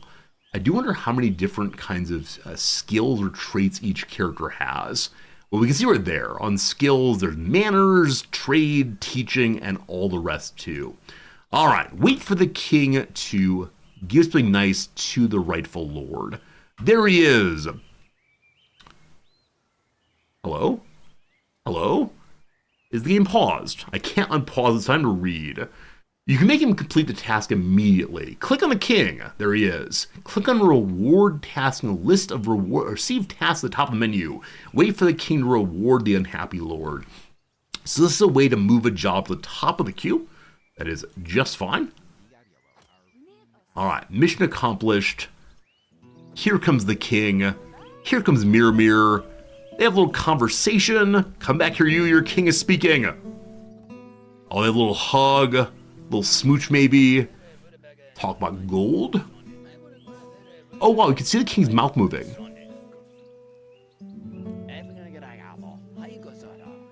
It sounds like they're speaking Simish, just some nonsense sounds. You know, that said, I realize they may be speaking Dutch, in which case I apologize to you all. So exchanges do take a while. It's not instantaneous. Again, we can speed up the game to get it done at once. There you go. Next up, holy rings like the ones you bestowed upon your lord cannot be produced. They can only be purchased from the holy caravan with gold. And since selling large volumes of good lower price with a caravan, sometimes it makes sense to trade with neighbors, where prices remain more stable. I like the combination of caravan and stable. Makes me think about horses, surely. So now we know that you can trade not only with the caravan, but you can also go visit the neighbors. To enter into a trade contract, you must be in the same state as your neighbors or have friendly relations with them. Is there a map? I'm guessing there's a map. There are many ways to establish friendship with a neighboring king. Give him a gift, send the lord on a mission, or simply send the king to hunt together with him. I have played more than enough Crusader Kings 3 to know that if you send the king on a hunt, he's going to shoot someone accidentally. We know this story already. Now let's improve the neighboring king's attitude towards yours so we can then set up a trade deal with them. Go ye to the world map. Alright, so here's the world map. I believe that we are Moon Lake up there. We are in fact Sparksville. Sparksville, my province. We see that within our province we have Pinehurst, Bramblebrook, and maybe some bandits, I don't know. Over here is Great Mist. And again, we see the what's the word? I don't want to say ethnicity. the faction identifier is Tanaya or Kaden or Varn. So maybe a natural alliance with the Moonlakian people, who are also Varn. Culture the word they use. Let's go to Dust Valley. Click on the action button right here and send someone off to hunt. We're going to meet Corsepera. Nope, Corsepra. There we go. We can see all his stats there and his army, etc. We can see the king, the queen, an heir, and the lord's still a child. I worried the grayed out meant this person is deceased, but no, only a kid. We're not allowed to have an adult king go visit a child. Fair enough. Want to go flesh wolf hunting? Why is it called flesh wolf? That makes it very creepy sounding. But you see here we can spend time, go hunting, play some dice, seduce the king, engage in a duel, or poison him. Wow. Right now, let's go hunting. Their attitude towards each other improved. The character will have a strong, positive, and long-lasting thoughts after the hunt. There could be a deep conversation, though not necessarily a good one. Also a risk of injury. Sounds good. We send forward our king. Click on their portrait at the top of the map to follow them. Oh, there he goes. Every day he's shuffling. My coffee's already dry. It's only 10 a.m. my time, so we'll get some coffee after a while. Now, I do wonder if sending one's king out by themselves might lead to problematic interactions. Namely, can the king die? All right, he's arrived there. It'll take a while to get through stuff. I can't click into his or the other ruler's town, at least not right now. Interesting. R squared. Thanks for the resubscription, my friend. How's it going? 23 down, 9 letters. What Arnold says to a cop in Terminator, and what I say to chat when I need a coffee. I'll be back. R squared, thanks for the resub. Thanks for the joke as always. Hope we're doing very, very well today. The kings, they are hunting. We can't see that right now, but the number is done. All right. Excellent! My kings. That's right, I own them all. My kings had a great time together, and now the neighboring king considers me a friend. Relationship above 25. Do I see that? I see king is thumbs down. I'm guessing that didn't update from the last time I clicked in. We'll see. Click on the neighboring city to open the menu. Boop. Click action menu, select trade, and buy some booze. The buy some booze here is they buy the booze. They'll buy 15 moonshine for 60 daily, which is 4 per item. Cost of church intermediary services 150. So is the church facilitating this trade? Maybe. What does this mean? As part of the trade agreement, Corsepera will offer to buy 15 moonshine for 57. That changed. The price adjusts by -6 due to difference in ruler's trade skill. We're getting ripped off for sure. If the other king were infatuated with Lutebor, they could offer a large discount. Interesting. Hey, King Shadow Raven. Look at this, friends. Someone migrated from YouTube over to Twitch. This is all we ever want. The YouTube channel functions to draw people in. King Shadow, welcome to the other side of things. All right. You, my friend, go. Interesting that the ruler doesn't have to go all the way back to be sent on another mission. I expect him to have to go all the way back first. Hello to Abdelio. Have I ever encountered a bug in CK3 where my levies wouldn't restore back to old selves, even though you're on domain limit? To you, the bar wouldn't reset back after levies are unraised. Are you at war? If you're at war, levies restore very, very, very slowly. Other than that, what would stop levies from re-raising or rebuilding? You might know you can take your marshal on the council page and have them work on helping to re-raise levies. It's the bottom of the 3 selections, I think. You might check that. Past that, I'm not sure, unfortunately. But no, it's not a bug I've seen. All right, so we're trading some Boozahol now. My beloved friend Lutimor, for me it's a great honor to engage in a trade agreement with you. Trade, above all else, serves as an assurance of peace between our kingdoms. Signed by my own hand, King Corspra. There you go. Corspra and I have entered a trade agreement. Relationships have improved. The city budget of the partner will increase, and the population of their city will grow by 1 inhabitant after each transaction. They turn the booze into a person. What kind of witchcraft is that? So it seems that having a trade that goes in your direction would be preferable to it going in their direction for population growth. Interesting. Hey, Supernova, thank you for that resubscription. I appreciate that. It's good having you with us today. Hopefully your weekend is ending well. All right, deal has been made. Well, the deal is active. Every morning at 11 o'clock, a button to sell moonshine will appear in the trade menu. The price negotiated by your lord will be honored, even as prices fluctuate on the main marketplace. This reminds me, some years back I spent 30 days at a monastery learning all about the monk life. It was a wonderful period of life, but part of what I learned about how the monastery functioned is they would make trade deals to buy things from local farmers in like the 1970 or so, and they would attempt to make the deal forever. So we will give you 1 penny per egg you send us. And they would honor this deal up to the year 2024. And so they're buying things well below market rate because they'd made the deal a long time ago. These monks were sly businessmen for sure. Bonsoir to you, Saint Andre. Welcome in. All right, so open the trade menu and sell moonshine today's offer. So I'll need to send this each day, it looks like. I can't have it automatically send. So every 11 a.m., we check out our trade agreements. I wonder what happens if you as a player do not do this trade. Will the other half be furious? I'm not sure. All right, return to the local world map.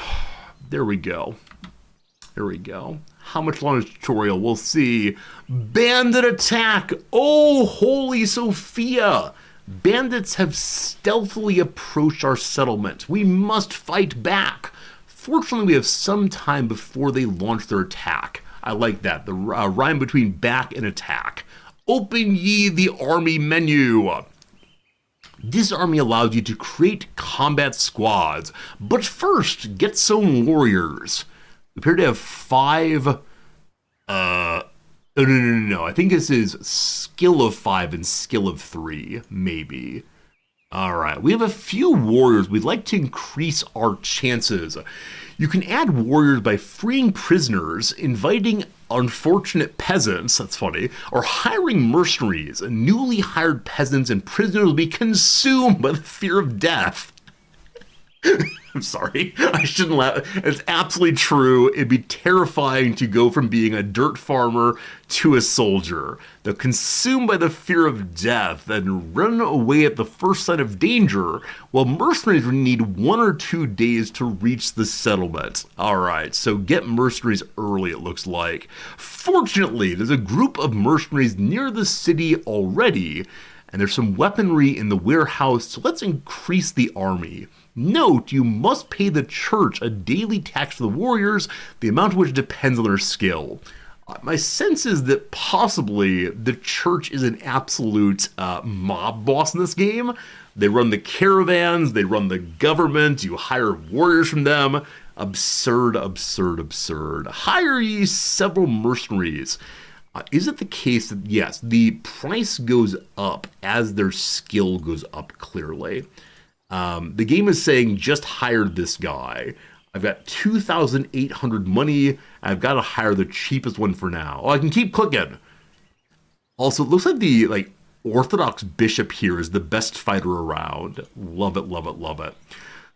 Alright, every unit should be led by a lord. The higher the command skill, the higher the unit's morale will be, and the lower the chances of soldiers fleeing when taking damage. You'll also select the warriors who will form the squad and the equipment they will be armed with. The distribution of weapons among squad members will be automatic, with highly skilled warriors receiving higher quality equipment. Okay. Friends, it is the case, been live now for 1 hour and 30 minutes. It's time for our first little ad break of the day. Usually I'd go ahead and play a crossword at this point, but I want to get some more coffee. So during the ad break, 3 minutes, I will fetch some coffee, and I will return presently for our first bit of war. I am curious how we're going to rate this tutorial once it's done. Definitely the tutorial feels more complete than Rimworld's, but I do wonder what it leaves out. Anyway, I'm guessing today we will be playing our first non-tutorial start, but I'm not sure. For now, keep yourself entertained, back in 3 minutes with coffee in hand, and yeah, maybe chit-chat about, I don't know, what'd you do this weekend, or what's a video game you're playing, or whatever you want to talk about. Back in 3, yes sirree.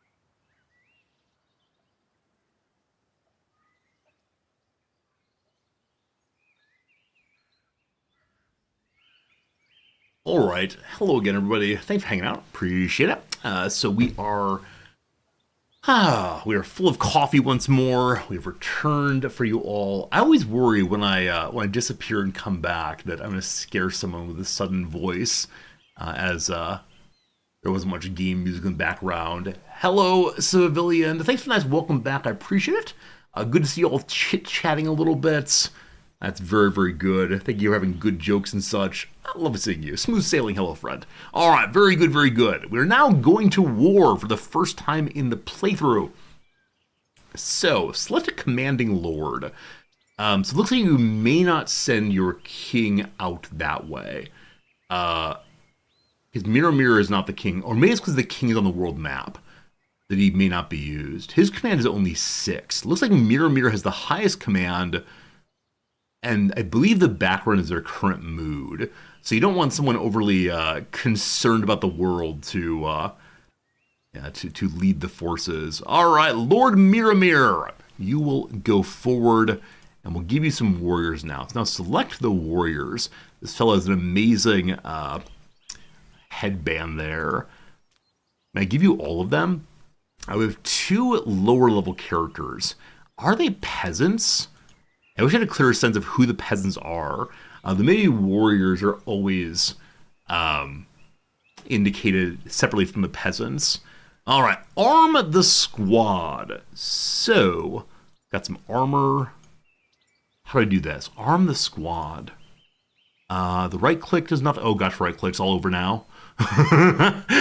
All right, so I undid everything we were doing. Pick you, get some warriors. Cat. Move warriors to the squad by clicking them. Move the second lord in as well. Okay, they want both lords in there. And then arm the squad. I believe the game said they would auto-equip, but for now we can throw more items into here. So you need to have the items in the squad, but once they're in the squad, they'll then auto-assign to the warriors. I understand. Hey, Grumpy Grunk, arm the bandits. No. Don't get confused. We're not arming the opposition. When we played Victoria 3 last week, the Americans who we were fighting kept buying all of my ammunition. It was horrible. I couldn't make them stop buying my things.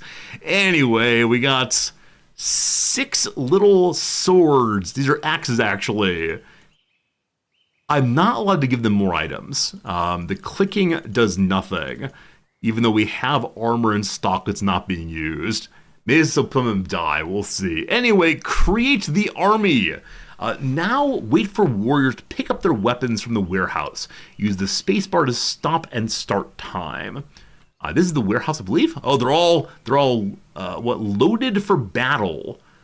Mirror there has a lovely armored mask on. I love it. The squad is under my direct control. I don't want that. You can manage with the right mouse button. You can find this menu in the lower left-hand corner. Squad Mirror. It's time to attack. When the squad is selected, I believe it is, right mouse button on the enemy's squad banner to engage in combat. They're waiting for me, and wait for the battle results. Hint, you can send the squad to any location on the map by clicking right mouse button. So, appears to be 2 bandits. One is hiding well, doing his Rambo impression. Let's go. Number 3 there probably means 3 enemies. Alright, we go rolling forward. Looks like our lords do lead the charge. They have shields, they have better weapons. My poor warriors only have axes. Hi-ho, hi-ho. It's off to be the violenceless state we go. With a chop, chop, chop, and an assertion of the power of the monarchy. Good. Oh! So how much combat info is there? Looks like we can click on each character. We can only click on the squad level. As you see, there's 3 people on their legs. They have 0 combat skill, 2 on their legs. On our side, we had 7 still up and going. That's good. Yeah, because you can click on each squad. And I wonder if there will be more play interaction. But for right now, it seems to just be you click them there and they go chop, chop, chop. The bandit squad has been defeated. Their leader is vanquished. The warriors will capture and take as hostages those who survived, and the peasants will bring them to the settlement later. But for now, they get to sleep on the floor for a bit. Now is a good time to launch a counterattack. Just for a micro for you, just click and say, you all figure it out. We like it very much. Go to the globe map. So yes, indeed, this is the bandit settlement. Click on the bandit settlement. Its menu appears down here. The camp of the forced bandits. It's an indefinite camp. Hey, Daniel, thanks for the Prime sub. Redistributing Mr. Bezos' wealth one sub at a time. We appreciate that. Take from the rich and give to the resorty. Very good, very good. Thanks for your Prime sub here of all possible places. Some unfortunate and hungry people leaving the town have resorted to becoming bandits as they see no other options for survival. This is suddenly very sad. They'll occasionally attack your settlement until you deal with them. There are 3 bandits there, 75 money, and question mark on prisoners. All right. Prisoners are warriors captured in battle or former vagabonds who've been punished for a crime. They require special handling. We see at the bottom there that the bandits can possibly stage a riot. Freed prisoners experience great joy and freedom and may become a brave warrior. All right, we can bribe them to stop attack for 7 days, or we can attack them. Also, on the bribe there, we can see the growth of the bandit camp will cease. So if you don't deal with bandit camps, they get bigger and bigger and bigger. Unfortunate. Engage in battle with a bandit squad of 3 individuals consisting of light fighters. Our neighbors and the Church of Sophia, represented by the matriarch, will be grateful when you destroy bandit camps. All right, here goes us. We send forward Squad Mirror with an 81% chance of victory. Surely this tutorial would not have me die as a haha, occasionally you die. Forward we go. We can go watch the squad in the game. Continue marching along. We can see here that looks like one fellow was captured. There's a bit of blood there, and this guy's not looking too hot, unfortunately. We're forcing to come along. One of our warriors is a bit wounded. Now, we know they're mercenaries, so perhaps their only duty in life is to serve those who pay the bills. Their loyalty is negotiable via cash. Wait, what's this? Gold.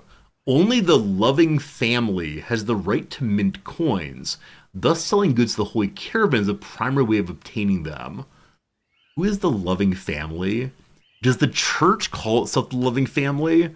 This feels perhaps a tiny bit creepy to me. Not to indicate I don't want to be part of a loving family, but are you a child? You're 19 years old. You're just a little shorter, that's fine. Hello, Jitsura the Jobless. She's going to the market to buy a fat pig. Onto the world map we go once more. Pop up there, they're heading down south. And engaged in battle. Click on the battle icon. Here you can see your own and the enemy squad, as well as the approximate balance of power. So I'm partially blocking this, but I don't know where to go to not be in the way in this game. Let me dump myself in the far right-hand corner and see how that works out for now. Any new game is deciding where to go. Alright, you can retreat from the battle if it seems unwinnable, play out the battle automatically, or personally command the squad in combat. Click on the central button to start the battle. So battle on map, auto-resolve, or retreat. We have 5, they have 5. I don't know why I only have 5. I thought I had 7 before. Alright, we see that we'll likely win. So, this is a new part of the game. On the battlefield, so here's the micro apparently.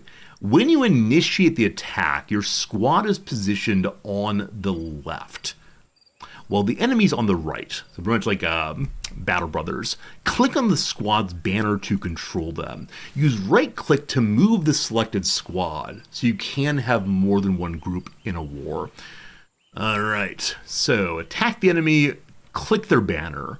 I worried there was substantial micro here, but no there's not. So an Orthodox priest, traitor, we'll say, and someone hiding behind the flag. A true patriot hiding behind the flag.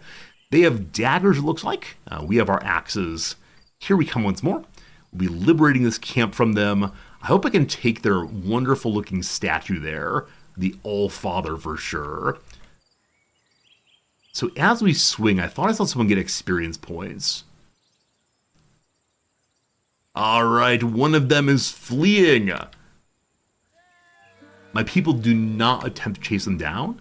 Victory! So 7 deployed, no one dead. On the enemy side, 3 deployed, 1 dead, 1 escaped. Okay. The bandit camp been destroyed. The neighbors appreciate that. The leader of the church appreciates that. And we got 75 loot and 1 prisoner, it seems. Help menu. During the game, you can always seek assistance by opening the help menu. Sometimes hints related to your current situation will appear here. You can disable this in the settings menu. After a few seconds of a hint being displayed, it becomes frozen in place, and you can hover the highlighted words to receive additional hints. Combat. Congratulations! You've now completed basic training. You can continue the current game at easy difficulty, or through the main menu start a new game by creating your noble family and customizing the political map and difficulty to your liking. Friends, tutorial has been done. Am I ready to play the game? Gosh, we'll see. Alright, to the main menu. Here comes new game decision. Norland is a complex game with a lot of new mechanics. For new players, we highly recommend going through the brief tutorial, after which you'll be able to continue playing with beginner-friendly settings. I want to go to medium difficulty at the very least, so no more tutorial, thank you. Okay, so this feels very Rimworld-y. And yes, indeed, we can choose names. I'll be naming these after today's subscribers so far. There have been quite a few, so we'll see. You can choose a kind of family member set up here. 2 brothers and a wife, a husband, wife, child, 2 sisters and a son, 2 brothers, 3 sisters, or fathers and daughters. Now, the top character here has some... Oh, no. This is overall skills. Wait. Recommend skill settings for a balanced game. Does this mean... No. This is saying what I should have if the game is going to be fun to play, perhaps. And balance just increase willy-nilly. Okay, so as I put more skills in each of these, the character becomes older. So each skill point appears to be earned as years go up. Age is set automatically and depends on the level of skills the characters acquired when spawning in. The more experienced they are, the older they are. So the overall skills here is indeed showing me the sum of all of the skills all 3 of my characters have. I have absolutely no idea what's happening here. So we're gonna choose some characters. We'll see. Character number 1. Quick Ben, hopefully you're still here. How do I get rid of your name? Quick Ben, you are character number 1. Does that mean that you are the king? I don't know. Your spouse is Arisa, whatever, leave that moment. We can choose different cultures. We'll stay with Varn again. Varn are the native inhabitants of the central plains of the Norland. The Varn were pushed eastward by the expanding empire. Well, Skyrim belongs to the Nords. Their seclusion and strict social antagonism against outsiders to the culture allowed them not to assimilate into the empire like other native peoples.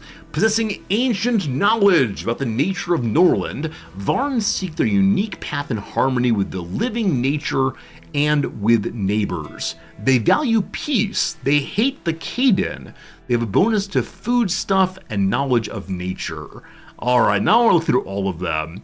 Khaden are former barbarians who lived on the border of the Crimson Empire, which used them to guard its borders. The Khaden value honor and martial valor above all.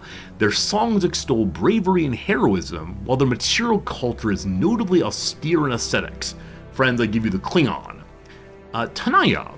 Once a great culture and the initial founders of the Empire, the Tanaya culture eventually became too steeped in religious dogma, which was one of the reasons for their downfall. Nevertheless, they still retain many aspects of the old imperial culture, from efficient bureaucracy to special ties with the loving family, which supports them in conflicts with their neighbors.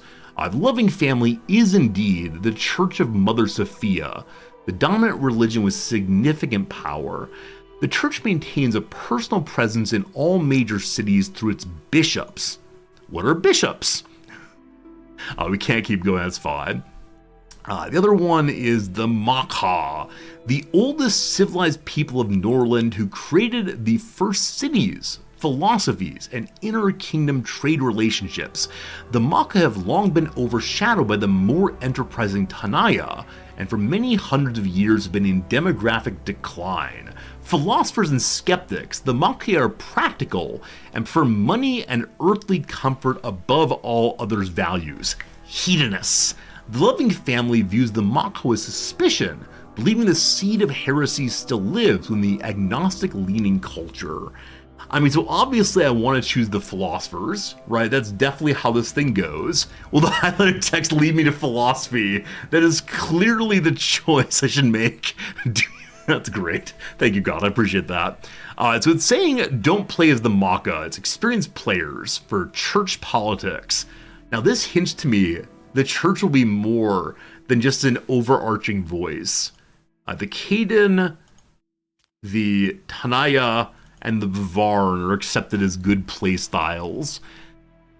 Alright, so the Klingon, what are you all, bureaucrats, or the people who want peace and leave us alone? Alright friends, it is time for you to vote. It has been a while. Vote just to get a sense of what you all would like to see. You know as much as I do. So culture, we have warriors, we have what are the other two? Indigenous peaceful people, or the third one is bureaucrats. Spelled bureaucrats right on first try, very good. I'm not going to choose philosophers because it's a hard start and I know nothing about the culture of the church, so we'll save that one for a future playthrough. But there are your choices. Sure, not Spartans. I mean, yeah, I expect the Spartans and the Klingons have much in common. I actually do wonder if Spartan culture inspired Gene Roddenberry's attempt to make Klingons. No idea. No idea. Alright, looking like you all want Skyrim to belong to the Nords, starting with the Varnese. That's good. Bureaucrats have some desire. Some of you want me to put a little accountant's hat on and push up my glasses. Very close though, very close. Small amount of people wanting the warriors. You can't be trusted with voting? Grubzilla, I believe in you. As long as you've not been banned from the channel, you surely can be a voter. Alright, so the Varn win. The people with whom we started are the Varn. And I see as I rotated through the cultures, the different names changed. So we'll go and change that back. Alright, we're playing as the Varn. Very good, very good, very good. And you can choose character traits. Now, there's a random look button, but there doesn't seem to be a random character creation button. Oh, it's over here actually. So we can re-roll repeatedly. This man at age 19 has a larger beard than I've ever had. In fact, the beard looks so long that he might wrap it around his head like a scarf. Quick Ben, this is you, my friend. Welcome to the world of being a big old beardo. B for Ben. Good. Alright, so I think age 19 for a ruler seems like possibly an issue. What does the star mean? a special predisposition of the character towards a skill, a markedly yellow star, character can have 0, 1, or 2 talents. Talents that are inherited from parents. The Lord gains 5 more experience when training this skill. When hitting level 15, the character gains a very powerful talent trait. Alright. So if you're my ruler, big old warrior ruler, maybe we strive for peace by being strong with the war. Hello, Alex. 40 days limit. Alex, if you mean, am I playing the demo of this game? I'm actually not. Some content creators, let's say streamers and such, were given access to the full game a couple days early. So I know this game comes out on the 18th, I believe, for everybody else, but no, this is the full release. So you can see things you've never seen before. Ooh. Ooh. All right, Quick Ben, if you're gonna be our leader, I think at 19 feels a bit young. That said, we can make a tremendous story, couldn't we? Thrust on the throne in the blossom of his youth, Quick Ben struggles to maintain the throne against his challenging elder brother. I think this story's coming together. I have no idea else to choose, but you, my friend, will do well. He is a persuasive fellow, which indicates why he managed to get the throne over his elder brother. Old Paramir. Actually, look at these, shouldn't I? Character traits. We'll see. Trooper 33. Thank you for your Prime sub. Appreciate anybody with a Prime sub button. Pushing it here of all places. I thank you. Hope you're having a good weekend. Alright, Quick Ben is beautiful. Makes other people like him more. So, positive traits and negative traits. Beautiful, calm, empathetic, reckless, attractive, and monogamous possibly. Good to know. I like games, I like you, and that you push your Prime sub. Look at this. I've learned how to fish for subscriptions. Good to good. Oh my goodness, Civilian. Thank you for the gift sub to the community also. Let's see here. I went to Drotnar. Drotnar, do enjoy your subscription benefits like watching the crossword puzzle. Good to good. Thank you for the 3 subscriptions in very, very quick order. I appreciate it. Character number, what are the negatives actually? Tendency to addiction, nervous, envious, early balding. Baldness is a negative trait. I'm so sorry, viewers who are all about not having hair. I can't get over to baldness on the right-hand side.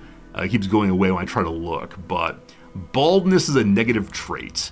A mental impairment, gambling addiction, or lustful. Wow. Hey, Cosmical, thank you also for the Prime sub. My goodness. And a hype train is close. My goodness. Such hype, such fun. Let's make the ruler here a cynical person. Social thoughts are worse, weaker, as well as thoughts about dead loved ones. That's good. Beautiful, cynical person who is a diplomat. Oh my goodness. Sakatera, thank you for the 100 bits also. I totally forgot that Hype Train was still on, but friends, thank you for your generosity. Enough that Twitch says, Wii U, things are happening. Chatters, thank you for your generosity. Don't feel obliged, but is very, very kind. I'll continue making some characters here, and really thank you for the generosity, a whole bundle. Wow. Alright, so Paramir, you'll be named after the 2nd subscription today. That was a person named Noobalicious. I'm gonna put just the noob part in. And you are the elder brother of our ruler, a noob ensure. A big sombrero, thanks for the 200 bits. Thank you so much for that kindness. Help me to pay the bills. Slivers also, wowie wee wow. Thank you for the 100 bits. Choo choo, says the train. Choo choo. Thank you for your kindness, Slivers. That's very, very nice. And I appreciate it. Does noob also want a beard? I'm gonna push random look a few times. Can't have everyone having beards. I want to say a cunning younger brother, someone who will certainly be backstabbing Ben soon enough. Oh, envious is perfect. Envious is perfect for someone who did not get the throne. Oh, I love it. A Tank Possum, thank you for the generous Prime sub also. Thank you for joining the Hype Train Wii U indeed. Alright, so he was passed over for the throne because he was what?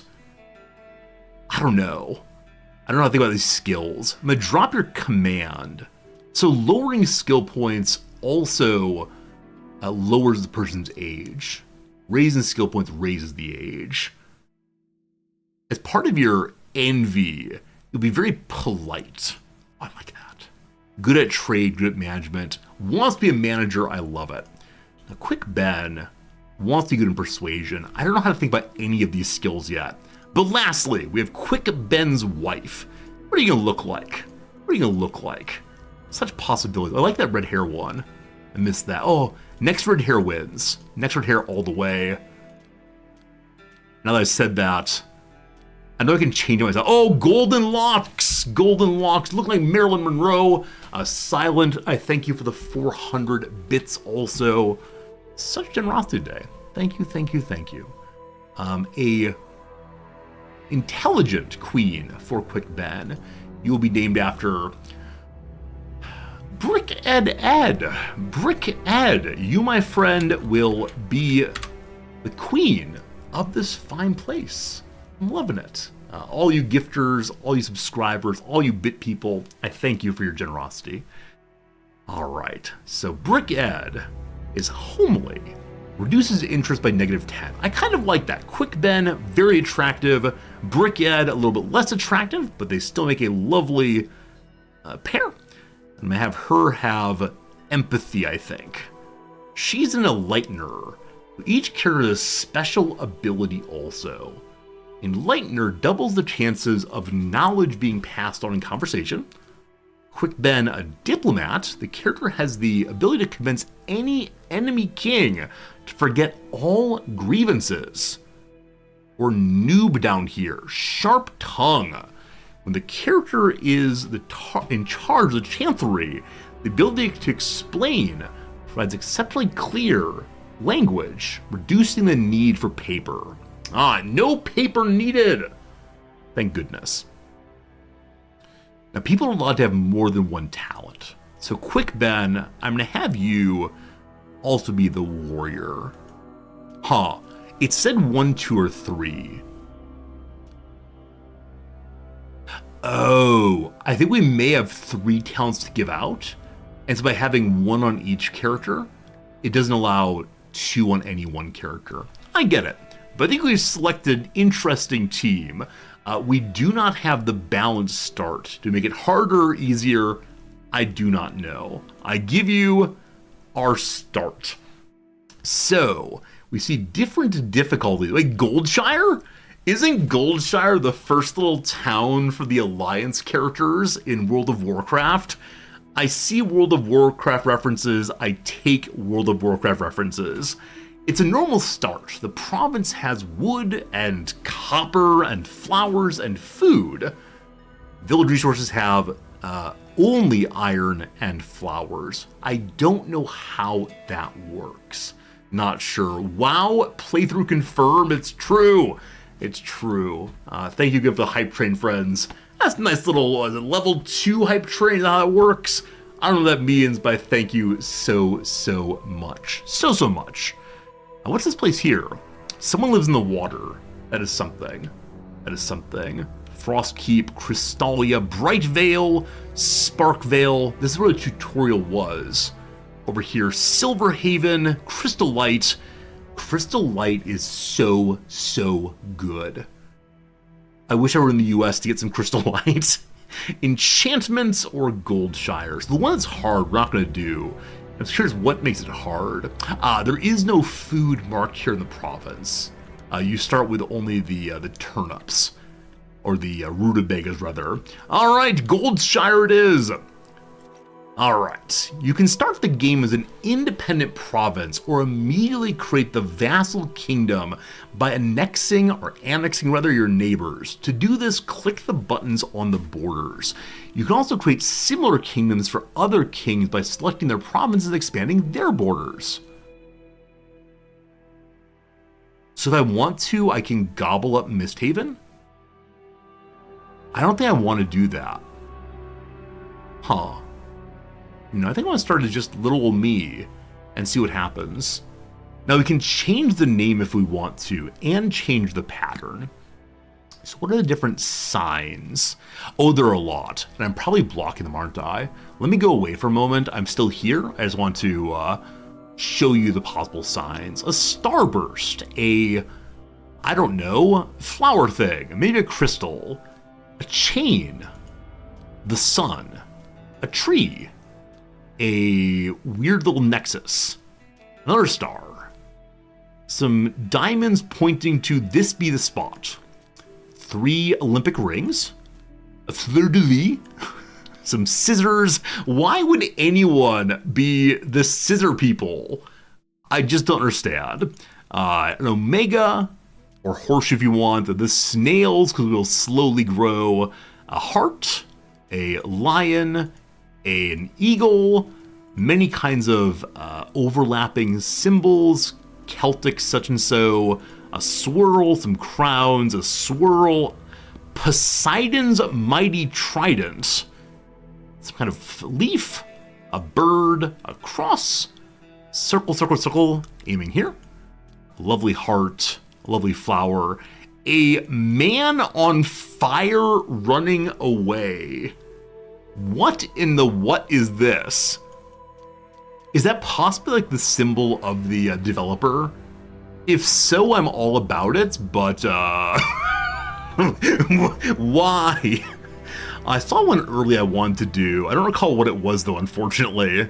So now I have to click through all of them again while I try to find the one I wanted. I think it might be the snail. They're slowly climbing out. Scissors are not uncommon emblem. They're used for tailor and sheep-rich towns, shearing wool. Really, I had no idea. I'm sorry for profaning any of you, or the signal of important people out there.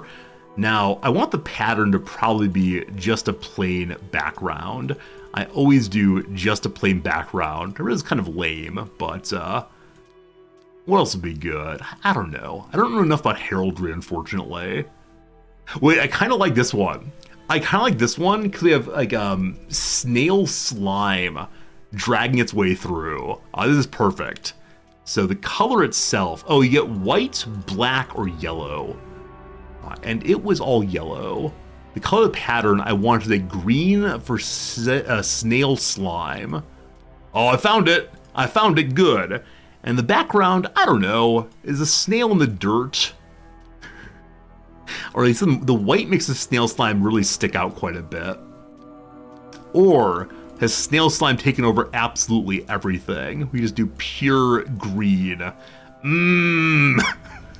No, like a brown, I believe. Do we have a brown, please? Oh, actually, there's no brown. Black will be fine. My friends, I give you the town of Goldshire with the... I mean, we're going to change the name to Snailville, aren't we? Well, it's a good world involving snails. It's not slime, it's mucus. Oh, that's upsetting. Like, part of me wants to say, let's call our place, like, Mucus Manor, but that does not have good, manners. Also, every time I push an A, a W, an S, or a D, it moves me around the map. That's kind of funny. Escar stop, Snailville, Escargot. I mean... how's it even spelled? Like a T-E? I don't know. It's French, right? Let's see here. Goldshire. Let's just stay with Goldshire. That's fine. Goldshire. Slimeshire. I've made up my mind. Or Snail. Let's just say Snailshire. Obviously the most important choice in the entire game. Snailshire is a great name. I've chosen that one. All right. That is my province. Let me get my camera back on again. Though there is something profoundly freeing of no camera. You can insert your own diagnoses here, but I'm back, don't worry. Alright, start scenario. A member of your noble family has been captured by bandits during a recent raid on your young settlement. Free them as fast as possible. Nectar's children, the sword's path, juice of life, by touch, the hammer's way, prison owners, or no scenario. And then many modifiers, crises. Looks like there's one crisis so far. I'll be curious to see. What other crises develop. What is the hammer's way? Your lords are renowned craftsmen, but poor merchants. You start with books about blacksmithing and weapons, but have significantly less money. No one takes your noble family seriously because all of the lords have been blind since birth? Wow. Your family traditionally relies on prison labor, so no peasants. The sword's path. Your noble house is ruled by an exiled bastard who, in order to survive, has learned to stand up for himself and has gathered a decent army. A decent amount of weapons is also available, but unfortunately the food was consumed in the last campaign and wood and resources lost. So some of these are fairly challenging, it seems. Your noble house has fallen victim to nectar. The nectar must flow. Let's just do no scenario. Who knows what scenarios wait in the future, so they'll be developed on their own. And then many modifiers you want to, like too much iron, people live longer, no prophecies. So what's no prophecies? Starting from a certain time, disasters like criminal invasion, crop failures, or diseases can strike your province. This modifier turns them off. If you want a friendlier game, there you go. Let's see. Hey Grayford, you see the game's coming out in a few days. Have they announced a price for early access? Let me check the email I was sent. I believe the answer is no, but let me see what they told me. Oh, here's one thing. I'm not allowed to offer review coverage until the 16th. I may not offer any opinions on the game. I'm just playing it. That's fine. No, I don't see anything about pricing to share. I can tell you when the game comes out on the 18th, but that is that. No reviewing words though, only playing words. Okay, normal. We'll take the horde. We'll see what it is. Resorty, you've been playing the game for a bit now. What's my opinion on the game? Of the many games I've played, this game is one of them. Okay, good. We start ye the game. Oh, this again. Nearly 200 years have passed since the end of the devastating religious war. The empire fell, and its former provinces eventually became barbarian kingdoms. The church managed to revive hope, and peace and prosperity reigned over the ruins of the former civilization. Over time, the influence of the church only grew. But history is cyclical, and power cannot remain in one's hands for long. Wars between kingdoms flare up one after another. Hunger and poverty force people to abandon their homes and seek refuge in neighboring settlements. Can your dynasty unite the kingdoms and halt the advance of the Dark Ages? From this moment on, history is written by you. So there are no kingdoms. We're a lord. Maybe we'll figure out how to unite the warring kingdoms. Good. Is this a game that is played? Is this one of the games of all time? My review of this game is, it's called Norland. My review of the game is, Norland backwards is, okay.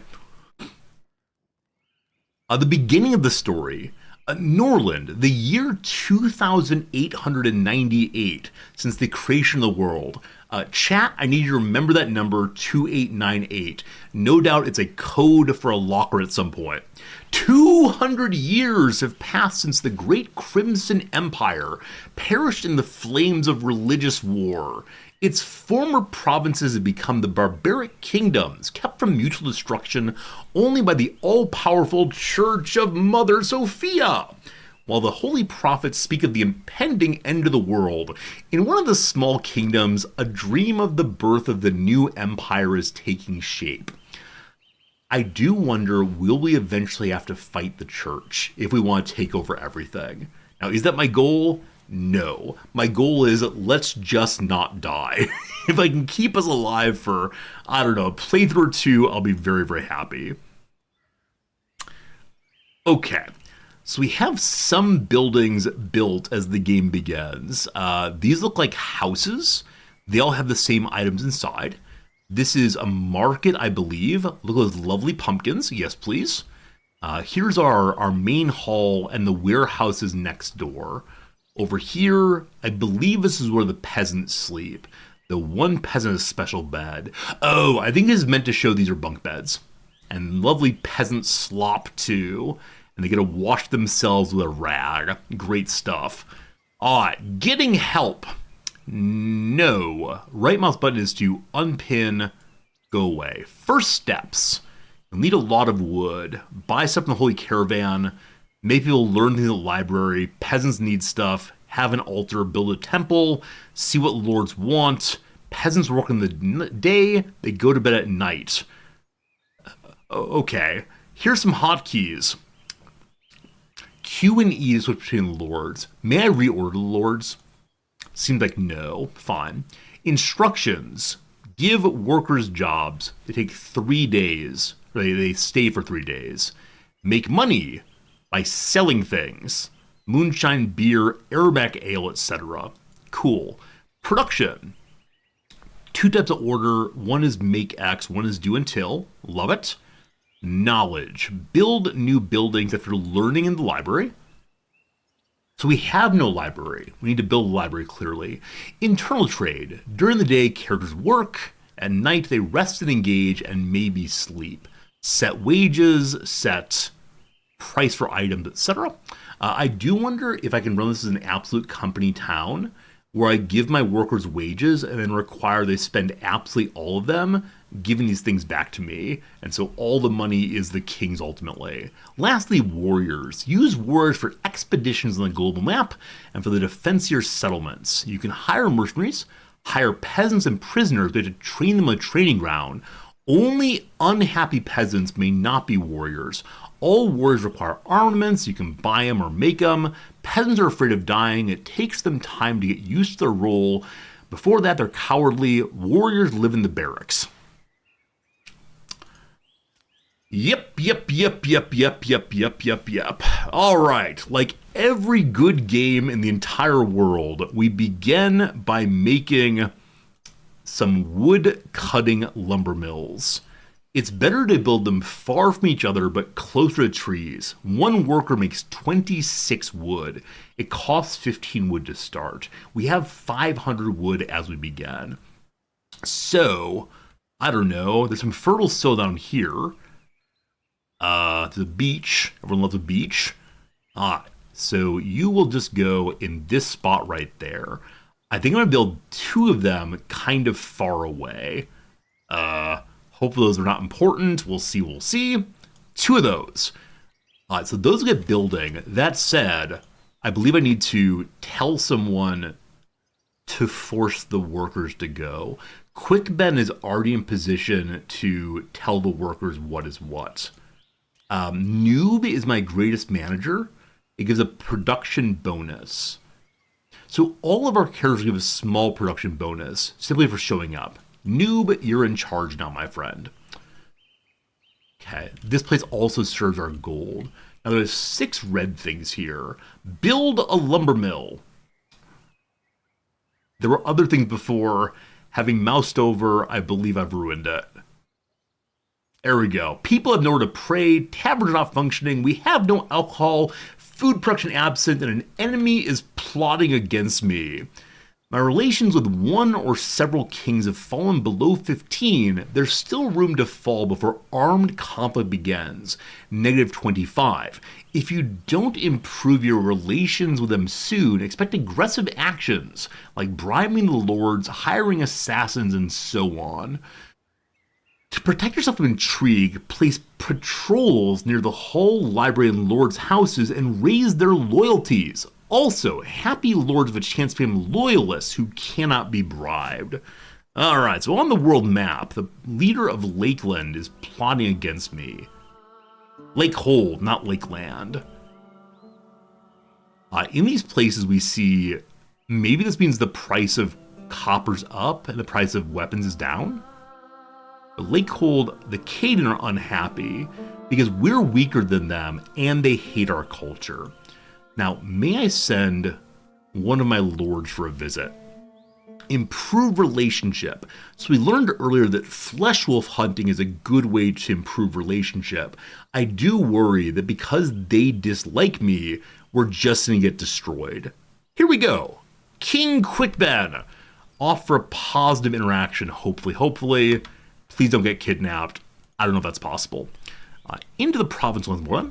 People are going out their business. There are no servants in the hall. Without servants, food will not be delivered to the hall. The lords cannot eat.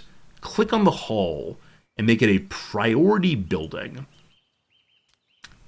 It already is. I hope the servants show up soon enough. I would like them to go work in the hall. We'll see. The other current complaints involve praying, taverning, alcoholing, fooding, enemy plotting.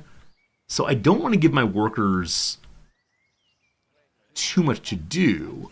So I believe the rabble here is sending the peasants off to work. They're getting the duty to go make the wood and so on. As of right now, we have no other place to place our lords. We notice that this lord is currently having a pray. So it looks like people are allowed to pray in their private rooms. These are the rooms of the lords. This is the room of the peasants, yes indeed. Fill the construction queue for the next 3 years, and then I'm going to add even more to the construction queue. What is a resorty game if not a construction queue game? Looks like servants are now assigned here as a priority job. The hall also has builders attached to it. So the hall building includes the warehouse part. It's all one big building, it looks like. All right, people are off working. Glorious. Now, I'm going to wait till at least one of these is built before I put down my first crop location. This looks like fertile soil. The tutorial taught us that rye field is best for fertile soil. That said, as of right now, we don't know how rye works. We only know rutabaga. And rutabaga is not preferable in the fertile soil. So I'm going to try to save the fertile soil for later. Maybe. We have an arrow pointing this way. What are you? Okay, it's indicating what fertile soil is. So maybe I should put rutabaga here for greater fertility, and then eventually have our rye elsewhere. Big fertility, big good. Let's go make 2 of them. Okay, if I go up to here, we have 80 or 85. Would it be better to have multiple at higher fertility, or just one at max fertility? I'm gonna say it's better to have multiple at highest fertility. So 89 there. 77, 82, 84. Beautiful. Slightly cheesy, that's okay. I'm not sure how many fields we need for our 3 lords and the pile of peasants, but we'll see. So at the market, people can... Warriors and peasants, Warry rows, and peasants may buy things. We can say you're unallowed to buy meat or flour or rutabagas. For right now, people can buy anything. Quick Ben, our king, has left the province. He's on the way down to go hunting with Caden, who still hates us a lot. We'll see. He's marching across. It's fine. We have a lumber mill created. So, Noob, who can run up to 7 buildings, will be in charge of each of these. I'll probably have the other character attend to the farms once they're built. What's happening here? Lumber mill gets wood. Yep, that's true. That's what lumber mills do. Noob is there saying, "This is how you do it, buddy." I wish the peasants appeared from to shake his fist at them. It feels strange he's shaking his fist at absolutely nobody. I don't know. But maybe he's yelling so loudly everyone in the entire encampment can hear him. Noob is down on mood a little bit. Do we know why this is? His mood is low. I guess it's just that everything in particular is getting lower. We know full well that we need a place to pray still, so maybe we'll add that next. At the lumber mill, Noob's in charge of that one also. Freelance lords, lords who left or were disowned from their family and did not join another. They arrive with the holy caravan and can be hired with our holy rings. So we only have 20 right now. A significant difference in rings can cause envy. Holy rings cannot be produced, they can only be purchased from caravans. So Set Nubis here wants to be hired. Looks like the king is important to him. So what kind of person are you? The gray lines here indicate how close they are to leveling up. He is a sharp-tongued diplomat. Undisclosed. What does undisclosed mean? Oh, okay. These are the traits that one gets at level 15. So if it's the case that he gets level 15 in persuasion, he's at 11 right now, he then becomes a diplomat, causing rulers to forget grievances. He'll also become sharp-tongued if management gets level 15. Cool. He has early balding, a high chance of experiencing baldness earlier than usual. And I still can't get over to baldness to see what the problem is, but it looks like pretty bad. He's reckless, high of bravery, and you can see these are inherited abilities, inherited traits rather. I like that. And lastly, he's one of us, one of us. So I don't know how to think about this. Like, were we playing Rimworld, I'd compare this fellow against the other ones and see what skills we don't have right now. But my sense is we should just hire people. It'd be good to have more lords. And if they all starve, that is perhaps okay. Yeah, we'll see how it goes. All right. Here's how you hire them. They stand at the entrance of the hall. The contract will last for 10 days. Oh, they're not permanently joining us. Okay, if a hired lord becomes friends with the king, we can then invite them into our family and give them a title. So for rings, he'll hang out for 10 days and just help us do stuff. What that stuff is, I have no idea, but it's possible to recruit them via friendship with the king. Got it. Got it. I don't know. The king is currently not at home. Workers have received no instructions. I bet it's because Noob is still marching around trying to instruct everyone in their various duties. Or maybe once a day, Noob has to come yell after he's done drinking and so on. Where are the traitors?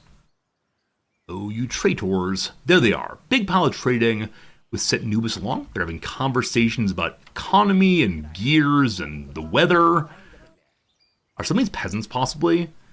And do we need to buy more peasants? I'm not sure. Alright, so with the trader, we will go ahead and trade. Noob is the best we got. This person's of a faith that is not our own, or culture not our own. The Holy Caravan, engage in trading. We can do that. Don't forget to buy books. I'd like to buy books. All right, here we go. The trade page. So right now we have nothing to sell because we've produced nothing. We have some starting rutabagas for our team. We need moonshine though. All right, here are the books we can buy. The hop field and beer seems profoundly important. Hey, friend Phil. Phil, thank you for the Prime sub, my friend. How's it going? Hope you're having a lovely day up there in Canada land, I do believe. Number 2, the peasant's house, the scaffolding, the temple, or the herbalist. I know I need to get the hop field for sure, because beer is important for the boys. What's the V on the book? I believe that's what level the book is. A level 5 book. Well, that's not true. I'm sorry. It means it's written in Varn. So these books are written in nothing in particular. These books are written in Varnese, which is our main language. How to fight drought. How to make braised rutabagas that prevents death from rutabaga typhoid. Is rutabaga typhoid a real thing? I want to say it's not, but if so, I will never eat a rutabaga again in my entire life. And lastly, mace stun. Lords and warriors have 3 times the chance to daze with maces, regardless of skill. That person needs or a character to read this needs level 13 intelligence. How do I see what people's intelligence are? People intelligence are. Weird. Anyway, friends, it's been an hour of playing. It's now been 2 hours and 30 minutes of streaming. It's 11 o'clock my time for a quick break. We'll continue learning this delightful game after 3 minutes of ads and 3 minutes of cross-word puzzle. Because today is what is today? Because today is a Monday. Nope, Sunday US. There is no new puzzle. So let's return once more to the old days before I started puzzling and grab one right here. Monday, August 8th of 2022.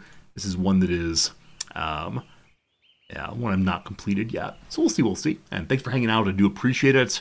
If you're here after the crossword break, you're a true Resorty fan, or perhaps a true fan of Norland or true something. Here we go. Receiving pitches. I assume it's at bat, though pitches could also be like a sales pitch. We'll see. Buying will not fit. A hobby with traps. Isn't like skeet shooting? I'm not sure about that one. We'll see. You rejoice in the crossword helps you refine your English skills. Glad to help for sure. Hobby with traps. Trapezius muscles are called traps also, so weightlifting maybe. Traps. I don't know, like rat catching. My favorite hobby is catching rats. No idea. All right, blubber. Blubber could be fat. Blubber could also be to cry.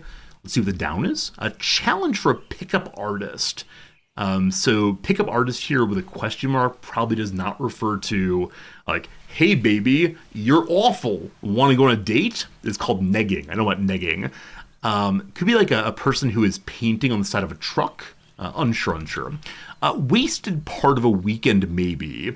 Have a hangover comes to mind. Being out late. Not sure. What's the down? Tolerate. Possibly abide. Firms up. Titans.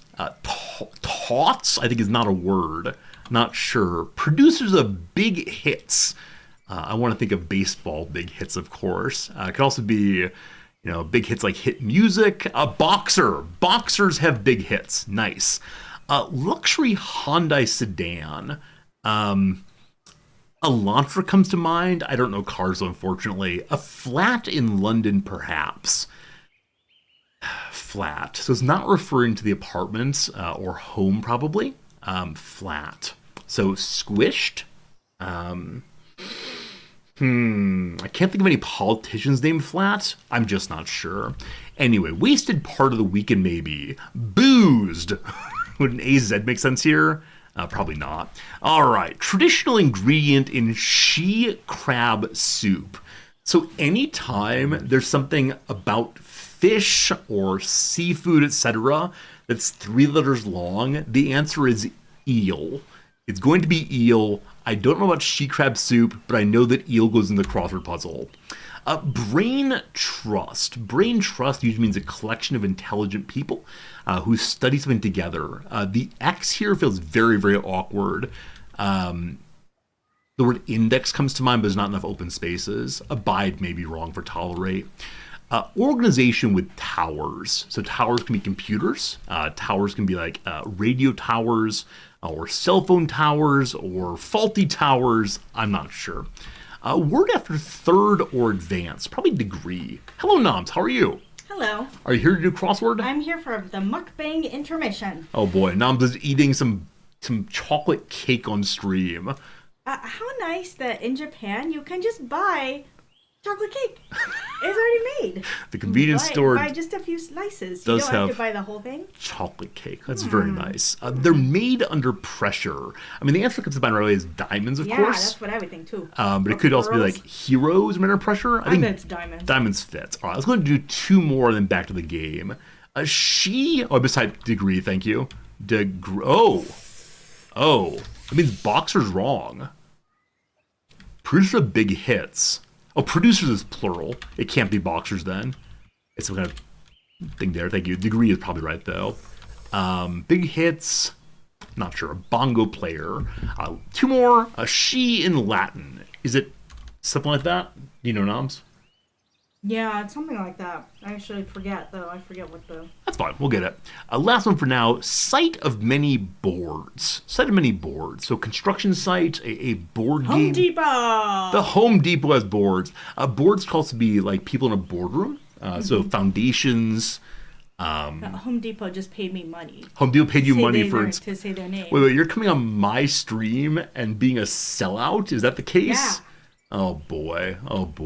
All right. Means of collecting stock. How about a lasso?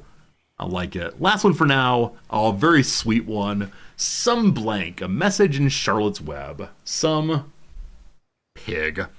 All right. That's Pew. Friends, the ad break is over. The time away from our beloved game's over. Welcome back to a little bit more Norland. I want to say Nordland so bad every single time. Home Depot does fit. All right, I'll put Home Depot in because we believe in noms in this channel. Home Depot. We'll see if that's right on next ad break then. Back to our beloved game. All right, we're doing our first ever... Oh, how cute. Yes, it's a very cute Rimworld. It's like Rimworld is generally pretty cute. Yes, indeed it is. Hello, Pipja, good seeing you. Are we killing our neighbors? No, we're currently going on a hunt with our neighbors to try to have a better relationship. Is that what we should do to get a better relationship with our neighbors? We've yet to say hello to our neighbors. We have one neighbor who's a friend. He says Chicago Bulls to me every time I see him. I'm going to buy all of these basic books. Because we have tons of cash. Should I buy the advanced books also? Probably not. Let's do the basics for now. You're dressed like Santa Claus. I'm dressed like Santa Claus. Noob here has a red beard. But, like, the outfit looks like Santa Claus. Especially Brick Ed. Brick Ed looks like Santa Claus. You have dressed Brick Ed like Santa Claus. So I've not chosen any clothes yet. These are starting clothes, but maybe we are indeed residents of the North Pole. Who knows? Okay, so these weapons and armor say they've exceeded the local demand. Improve relationship with the matriarch to 50, so they'll sell these things to you. So they won't sell me advanced weapons. As of right now, we have 3 maces and 1 heavy armor. I could buy more maces and spears and daggers and all the rest. Our army is kind of non-existent, but I'm going to buy a couple more weapons just in case. All right, so maybe the bows would be good too. Effectively, it's unarmored targets. Sure, let's do some bows. 3 maces, 2 bows. Can't afford shields. Can't buy tools. No idea what those are. We're sending 690 money in his direction. Ooh. But that seems like a good trade for now. All right, we're done with you. Thank you for the conversation. There's the check Bye. there. Think I'm not gonna buy the Lord still. Hey, Bocce has a bed. Good seeing you after a while. Construction's happening down here on our fields. I know we need a library and also a altar of some sort. So, in housing, nope. Services. Is this the building queue? This is not the building queue. This is where you choose the buildings. Funny. I'm being funny. CS Props asking, what kind of frosting and chocolate cake? Is it buttercream? No, I think it's just Crisco. To be honest, it's probably Crisco with, like, powdered sugar in it, and they just mixed it up. Crisco, she says. Crisco. Where on earth is the... Oh, there's Albert. This has been sitting in our fridge for, like, a week. So. Hope it's good. It is. Good. Which is why I think it might be Crisco. Okay. Just sits there waiting. I think we should make a nice buttercream cake at some point. I don't know how we'd make it in our home. I don't really get the buttercream, but tasty stuff. Anyway, our people need an altar for basic praying. I'll put it in the middle here. That's the matriarch, it looks like. She stands on a pile of skulls and looks kind of like Rick of Rick and Morty fame. I don't know why, but more building, more good. We're still being shown the trader. I don't think I need to interact with them anymore. They'll leave at midnight, I believe. And they'll take the free lord with them. I don't know. We really don't need our lord right now, unless they're going to war for us. Plus 15, what's that mean? We have a whole bunch of peasants, some of whom are homeless. Also, Quick Ben completed a mission of hunting with the Caden people of Lakehold. Congratulations. I believe that means they don't hate me anymore.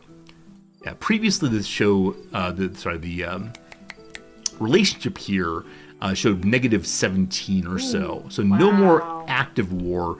Though as you see, we are weaker than him and he hates us. So the neighbors are still not our pals. Looks like when you click on other lords' territories, you can see their relationship with people nearby. So we know the Caden here are displeased with the Varn here. And Varn is our culture, so maybe the Green Spire can become allies eventually. For now though, Quick Ben our king returns home once more. We know we have peasants who are unemployed, so we should probably go ahead and get them. Are there any magical creatures in this? I do not know if there's magic in this game. Like elves and stuff? So far, I've only seen human-like characters. I see. They do have different cultures. We seem to be in the north. The game is Norland, possibly Northland, not sure. But past that, I really know very little. Yeah, it seems very medievally, but then I saw the name Oaken something, and I thought, I wonder if there are, like, elves and dwarves and stuff in here. Elves in the Oaken place. Yeah, I don't think so, but we'll see. I see. Building a second home for the peasants. Bye. Goodbye, Noms. Thanks for hanging out. Finished my food. I'm leaving. Have a good day, Noms. Mukbang is over. Mukbang over. Noms like coming and eating on stream. I do wonder why that is exactly.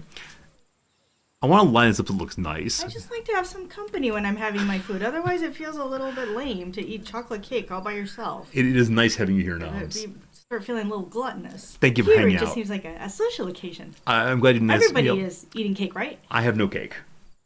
I'm cakeless. You don't like eating on stream. Didn't even offer me a bite of cake. You don't like eating on stream. It's I know true. this. I do not like eating on stream. But maybe our fine friends have been eating their cake too. Got it. Thank you much. We see here that our economic summary for the day is not terribly good. Gold balance goes down. One lumber mill was not instructed. So Noob is trying to instruct all of them. I wonder if I should have different characters who are actively taking care of each of the territories. Lumber mill will turn on very soon, I think. And then more construction here. We still have plenty of wood, right? Wood is the thing we need for all of our building currently. It's just a matter of getting all the workers going. Peasants living outside. A little Gobon here, swinging back and forth. A whole bunch of prisoners here. Wait. May we trade for prisoners? I don't know if I need more peasants, but I'm curious. Let's see if that's the case. I missed that so far. Lil, you're making a cake right now for no reason other than you want cake. That's a great reason. Why else would anyone make a cake? Birthdays? I think not. Oh, the character I'm having do the trade is also the one in charge of taking care of the work sites. So probably a slight mistake on that. There are indeed peasants here if we want to buy more of them. You can see their age, their fertility, if they want to go home, what their combat skills are. So the price is partially based on do they want to go home. So this character you see has a combat marker on them. And someone's most expensive. I believe the Caden dislike us. There is a Varnese person who's fertile at age 41. It is upsetting to me that we know if prisoners and peasants are fertile. Like, what kind of yearly doctor exam do we carry out on our peasants to know all of this? I fell on here is a Caden with lovely beard, so none of these people miss their loved ones right now. I'm guessing later on there'll be more. All right, peasant, you're coming with me. Wrong culture, but excellent combat skills. Let's goes. Prisoners are warriors captured in battle or former vagabonds who've been punished for their crimes. They require special handling. Prisoners work 3 hours longer than free peasants, which increases productivity. They do not require payment in gold. Prisoners live in prison ward. Okay. I want to actually free this peasant, clearly. Uninterested in having prisoners with us. So, which is the prisoner that we hired? Which of you is mine? I see the prisoner's here. The prisoner's homeless. How do I find you? I think you're the one right here. A mama! Okay, if we free you, will you definitely join us, maybe join us, or just waste 140 money to hire you? Brickhead wants to be sleeping, but instead off to free this person. And poor Set Nubis still wants to join us, but no. You're free. Prisoner, we bought your freedom. Will you take this precious silver? Jobless. They're a warrior hanging out. Okay. I know that warriors need to have special barracks. We'll need to build one of those for this character, whose name is now Durathane. I don't know if you're still here, but Durathane, you will become my first warrior. I think Thane means like slave, correct? I'm not sure. Anyway, you're one of us, one of us. And I guess we can rename all of the peasants. If one comes to mind or comes to consciousness, more than just clicking through, I'll definitely name them after fine viewers. I figure more of you want to be lords, though. Quick Ben has returned! Hail to the king, baby! Marching in once more. So now that he's home, if he becomes friends with Set Nubis will join us permanently. He has armor and such, so he might be good for joining the military. I've kind of just ignored him the whole time, though. If he joins us, we probably need another Lord house, so we probably shouldn't do that. This house is still undeclared of what it should be doing. So now that the trader's gone, I believe that Noob can attend to all these buildings. Maybe they're just too far away, though. I'm not sure. I'm not going to put any more construction. Gosh, I want to. We're going to trust it all gets done in the morning. I'm going to prioritize building the dormitory, so that we know full well that the peasants have a place to sleep. That's right, I'm a kind and generous king. With that said, we have no booze still. We do have beer, actually. What are the prices of things here? Bring me the economy page. Hello. So, daily, the peasants are paid 5 money. We have 0 warriors. So, the character we hired as a prisoner must have became a peasant, despite the fact she has warrior training. We'll have to figure that out in a moment. So price of rutabaga is 3 money. Price of beer is 5 money. I think I'm going to lower the price of rutabagas a free. As long as I don't buy all of them. How about we put rutabaga at 1 and beer at 4? That way they can buy 1 of each day. Happy peasants! Getting all their needs fulfilled. Go up to speed 2. Seems pretty good so far. I'm enjoying learning this game. I do wonder where the difficulty will come from. Like, so far people have high moods.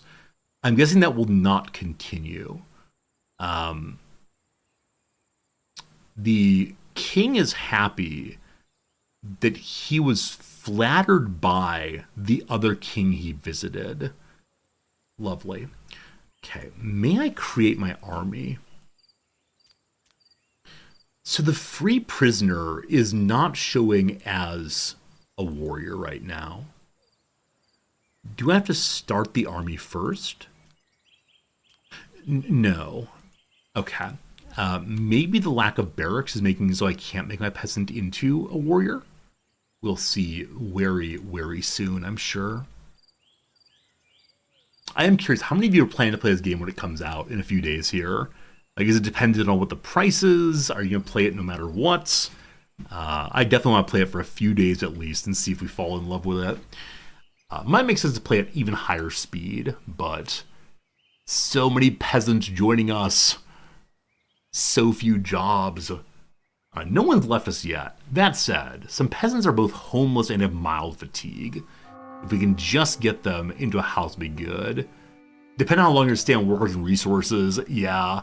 I think the last 2 games I played on stream, Workers and Resources and Victoria 3, are ones I could have easily stayed with for a very, very, very, very, etc. long time. All right, workers, get back to it. A conversation between our peasants there, and then also someone shared an anecdote. I don't know what the anecdote means, but maybe it improves mood. Let's see. Told a joke. Ha! I remember the joke. Fine then. Noob is eaten.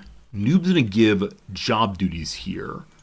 Construction happens with no orders, though it may come from the initial order at the warehouse hall thing. Alright. Wood is being produced in multiple places.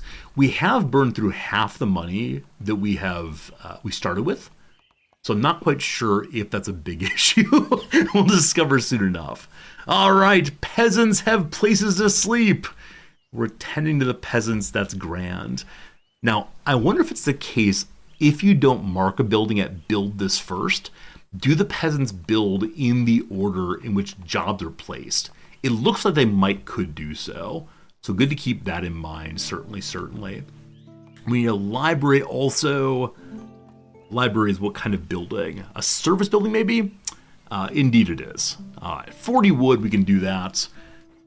I think I'm going to put this building roughly right where the tutorial did. Actually, I'll put it next to the lord's houses. That seems nice. And then eventually we'll have lord's houses looking over the lovely river here. Hopefully there are no floods in the game. I'm not sure what there is. Harvest rye crop. Build 2 rye fields in the fertile plots. We can't do that right now. We don't know rye yet. It'll go into the library and we can learn rye, I believe. Is there a technology button? World trade knowledge. There we go. So, yeah, the rye field we do have the book for, I believe, but nobody knows it currently. Man, there's so much knowledge to learn. So many textbooks. What are all these things? I don't even know, man. I need someone to learn all these things. All right, there we go. A farm has been built. The farm needs a manager also. I kind of want to give Noob more jobs. We'll see if it's a mistake to give him all the jobs. Also, a moment ago, I saw someone say they'd received some gossip, possibly. So these pop-ups about... I don't know, these pop-ups about social relations probably give me a sense of what exactly I should be focused on, but I'm not quite sure. Peasants, we have 2 who are currently unemployed, so they'll probably get to work on the rutabaga field very soon. We'll then have food coming in. The next element then is we need to build a moonshine factory, so we have booze production for our fine folks.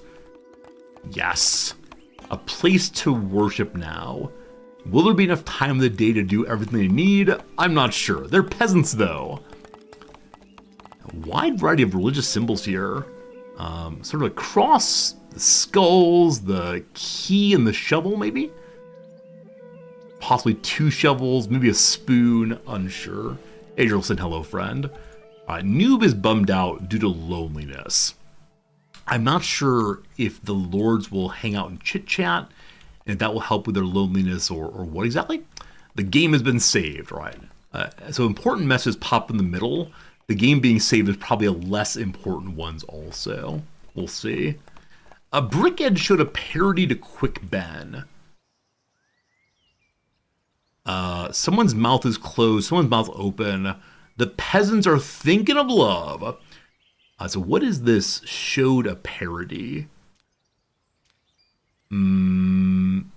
Maybe it's just a joke? It's still a little bit lonely. Oh, so loneliness is not just friendship. Loneliness is lack of physical affection. The character desire to procreate and continue the lineage. It's satisfied during dating.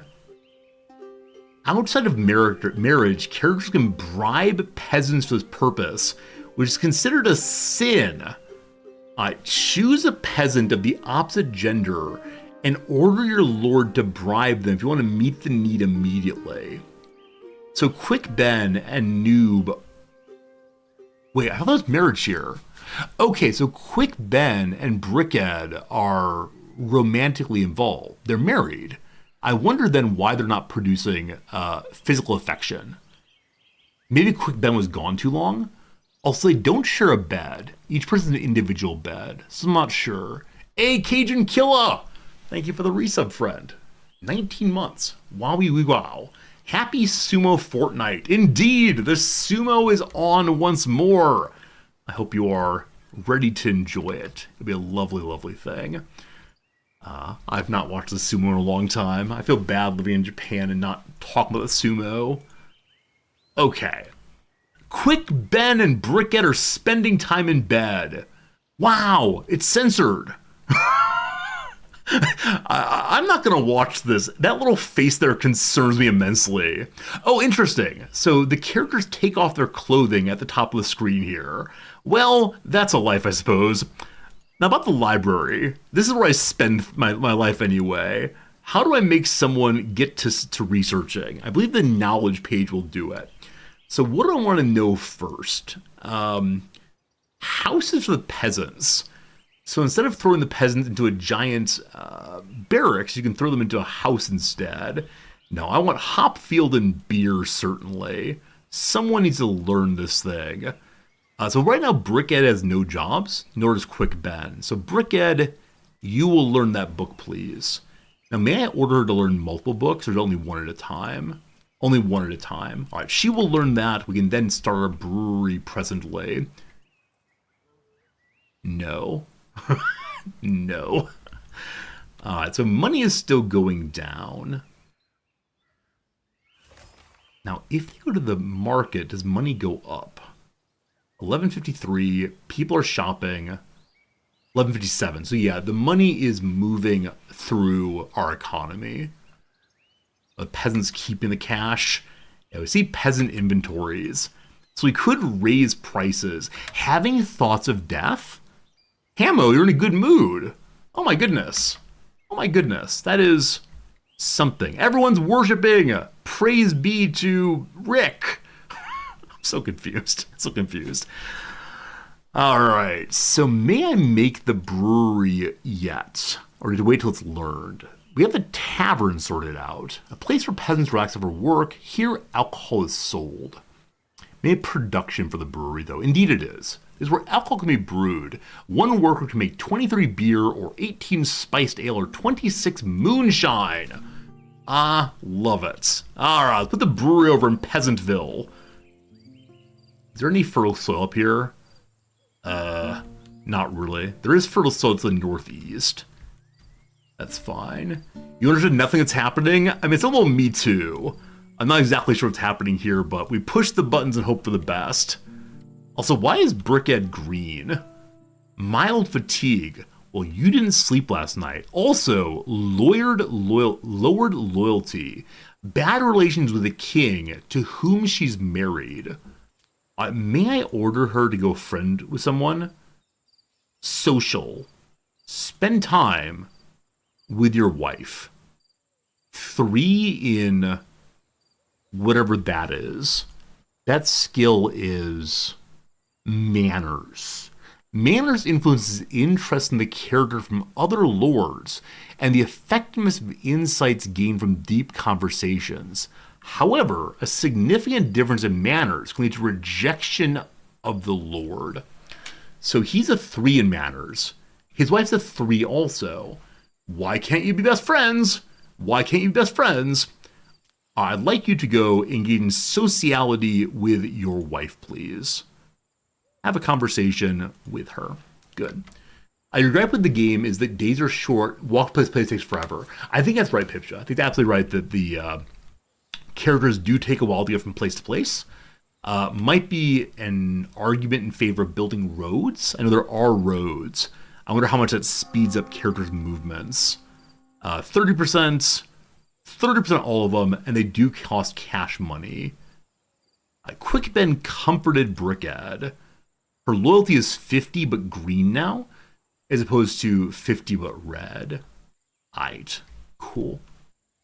Economic report, +6.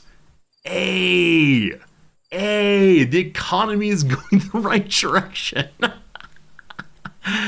Good. Turnips are coming in. They're not turnips, they're rutabagas. The market currently has sold flour. So far people are allowed to buy flour. I'm not sure I should do that. I'm actually going to stop that. So people have worse food, but but I want to save my flour for milling eventually, if possible. All right, the night is done. Rye needed, taverns needed, alcohol needed. All true. On the knowledge page, we can see how far along she is, I believe, in the reading. So she's about a third of the way through on learning the hop farm. Maybe 2 or 3 days, and that will continue. Okay. This is good. This is good. I expect this is a game where if not careful, I can overbuild. Now, can multiple people use the library? There are multiple desks. I guess it'd be worth having Quick Ben learn, if nothing else, if he has no jobs. So because he's the king, he's going to announce mine, all mine, and take up the mining book. He's not too clever, but he'll try his best anyway. Nice. I look forward to learning what other jobs I can have my characters do. I suspect there are a lot, but what they are, I don't know. Also, bottom right-hand corner, I believe I'm blocking it out, does say how the learning is going. And indeed, Brickhead's at 33%, and the new king is at 0%.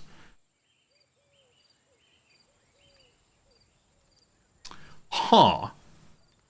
Brickhead appears to be an alien who is leaking. Are you ill?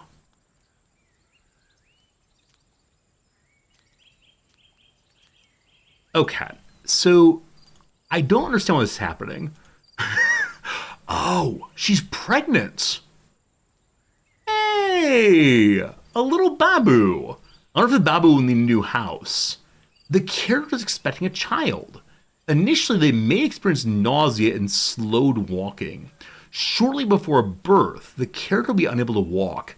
There's a small chance of both of them dying. I understand for realism, etc., but I feel so bad about that as a streamer. I don't want to put that out in the world. But okay, 62 hours will have a new baby. So vomit is green. Her morning sickness happens during the night. She doesn't go outside or even put her head out the window. She just vomits on herself. Well, that's pretty bad. That's pretty bad indeed. All right. Is it possible to make a barracks? That's what I talked about earlier. It is possible. A place for the warriors to reside. Also, you have a night patrol and a day patrol. Protect lumberjacks and herbalists from flesh wolf attacks. Or stop crimes and prisoner escapes. Well, we're going to need a barracks. Cool. Let's have the barracks in the back here. The soldiers look over the city. We're up to 20 workers now. I believe we have exactly 20 homes. One migrant will join us. Some of the peasants have mild fatigue. I'm not sure if not letting them sleep enough, if they're walking too far for sleep, or what exactly. The protection of the loving family popped up. I do not know what that means. It went away too quickly, unfortunately, so just a little unsure. All right, tavern not functioning. So we have a brewery we can build and a tavern both, but with no hops. Oh, no, we can use rutabagas, that's right, to make booze. We have 90, though. Okay, maybe the beer can only be sold in the tavern, not at the marketplace. So, for our workers, we'll throw a tavern here. This is not a review. This is simply a comment. It's not possible to rotate buildings. I do wish it were possible to do so. Not a review, only a comment. Request for assistance. Threat of vassalage.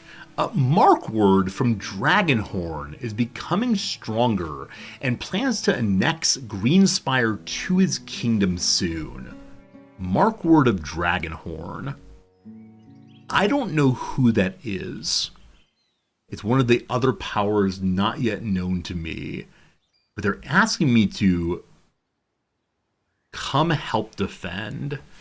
The aggressor's army is 2 archers, 7 spearmen, 2 lord swordmen in heavy armor. I mean, I believe my army is literally no one. So I want to keep the Varn around, as they are the only folks who are of my culture nearby. Their army is a lord, 2 archers, and 1 maceman.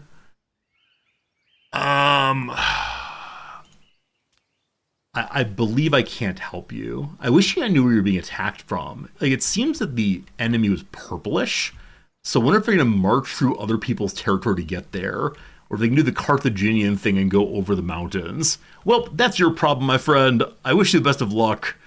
I'm going back to my house. Oh, can I interact with the small towns here? Peaceful peasants engage in agriculture and pay tribute to you on the day of harvest. It's possible to attack the village at any time to capture prisoners, but the villagers will try to resist. To contain migration, bribe the locals to spread rumors throughout the province. There's a dangerous disease in your city. This will reduce migration by a factor of 2 for the next 5 days. The task be carried out in any village and affects migration across the entire province. Got it. What difficulty am I playing? I'm playing on the normal difficulty, just the middle one. I tend to play a middle difficulty of games until I understand what the heck's happening. So I can hire mercenaries to send. Oh, that's a good call. I could use my money to help defend the folks down here. I need my money, though. I need my money. All right, how much would it be to hire an army to assist our neighbors? Army button, warrior button. 70 money and 56 money on low quality ones. What are the flags here, I wonder? So this mercenary is a knight. Experienced warrior who can lead a squad instead of a lord. A ton of cash. And I don't even know. Hey, one of my peasants wants to be a fighter. This character will not become a soldier until the ruler is sainted. All lords, but possibly the character, are subject to a higher morale. I think all lords here do not mean my lords, but instead mean lords on the map. What do you mean, peasant? You won't join until the ruler's a saint? Absurd. Alright. We're going to leave that guy alone. New building needs a manager. Alright. Brewery online. There's more jobs for you. We can change the production queue to determine what we want to make and how much of it. You can choose what kind of workers you want to have work there, but I'm not quite sure which one's good. We have none of the traits yet, though. Okay, we only know how to make moonshine right now. So the beer we have is the beer we have. We will do this until we have, I mean, the tutorials to make 100.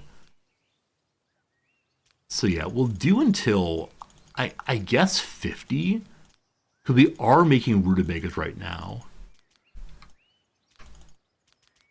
And I don't know if this means they'll do it over and over again until 50, or only the one time. Anyway, we're getting moonshine for the troops. And then change our finance page so that moonshine is 3 each. They're getting 5 a day, so move up to 4. I don't want to be greedy. I don't want to be greedy. So we're going to get less money back than we are giving the troops. But it's okay. Does keep 50 in stock all the time? Good to know. I thought it might be what it is, but not sure. King's ambition. The king decides it's time to announce the ambitions that will determine the future of our family. The king wants to be fertile. The more population, the more strength. Increase the population of the province by 63 people. Is the king going to do that personally? Number 2, conqueror.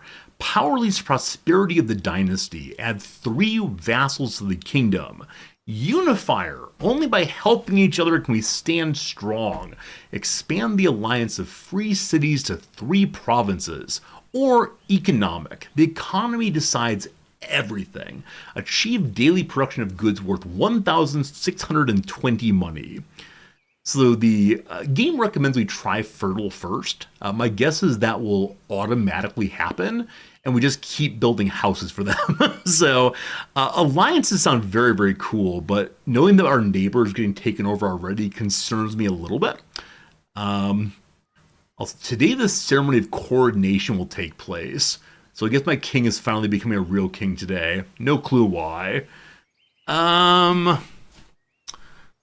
Economy sounds interesting, but it probably requires knowledge I don't yet have. Let's try to be friends. Let's get some alliances out there. Every king has an ambition. If they're not pursued, over time the king will feel like a failure. Oh boy. Oh boy. Have I made a mistake? Possibly. If we're going to choose that one, we need to start helping out the neighbor. There's probably no way we can do so, but I got money. Direct orders. By clicking on the icon, the to-do list at the top of the character menu, you can command the Lord to immediately undertake a necessary task. And so you can order them to go eat, order them to go study, etc. Loneliness, fatigue, agnostic leads to a negative. So because they doubt the creator goddess, they're unhappy. Why can't you be freed from that? Things just happen randomly. There's no justice except for the justice of your state, my lord. Everyone's agnostic, unfortunately. We gotta get some religion here. I need a revival, clearly. If we're gonna try assistance, we need to make an army of somebody. Do I send my king to help? Okay. What does T mean here? Based on his combat skill, the church's tax on the army is 8 per day. So some characters get taxes, and some are knights. The knights also have taxes. So I guess this is the way in which the game discourages having a large standing army, is you have to pay taxes on characters. Now, we learned earlier that mercenaries take a while to show up. A day or two. Huh. Well... well. Will my neighbor be destroyed the next 2 days? Does it say when this battle will actually happen? Plans soon. Alright, I'll try my best. We don't have a barracks also. What does the barracks do? A barracks is being built right now. Okay. So I'm going to go ahead and hire 2 of these. 3 of these. So 2 trash level warriors and you. Okay, 3 warriors. Send the ruler out. We have to wait till these appear, actually. The church levies tax on the army to maintain the roads. Yeah. If finances are unstable, it's best to hire weak warriors and train them at the training ground. As skill increases, tax will not rise. Alright. We're working on training soldiers soon enough. Let's see how it goes. Yeah, so we have negative 350 money just now. That's for hiring the mercenaries, I believe. We have now the barracks. So the barracks is where warriors will sleep. We have no warriors. So am I allowed to make a training ground now? No, we have patrols and nothing else. Probably have to learn the training ground, I suspect. We just don't know it yet. All right, need more books. Not sure this barracks is anything for us. And there is one peasant who will join us if we become sainted. We're learning stuff. It's all good. I have no idea what I'm going to sell when the church comes. Keep an eye on these warriors. Does it say when they'll get here? 29 hours. 29 hours. Oh, incidentally, are there any bandits here? There's a ruin out here. And the same there. Knowledge learned. We know the hop field and beer. Nice. Nice. So I'd like to throw the hop field right here. Harvest is collected every 3 days, may perish if there's not rain. Every 10 days can be fertilized by burning 40 wood. 3 workers make 56 hops every 3 days, I guess. I will left an open spot here to share the fertility if we can. And I don't know if 1's enough for the brewery, but the brewery will now also make beer, I believe. So production, make. Beer also requires something I don't know about. Beer requires wheat, I believe. I have been bamboozled. Absolutely bamboozled. Show me the knowledge page, please. Okay. Is it rye we need to know next?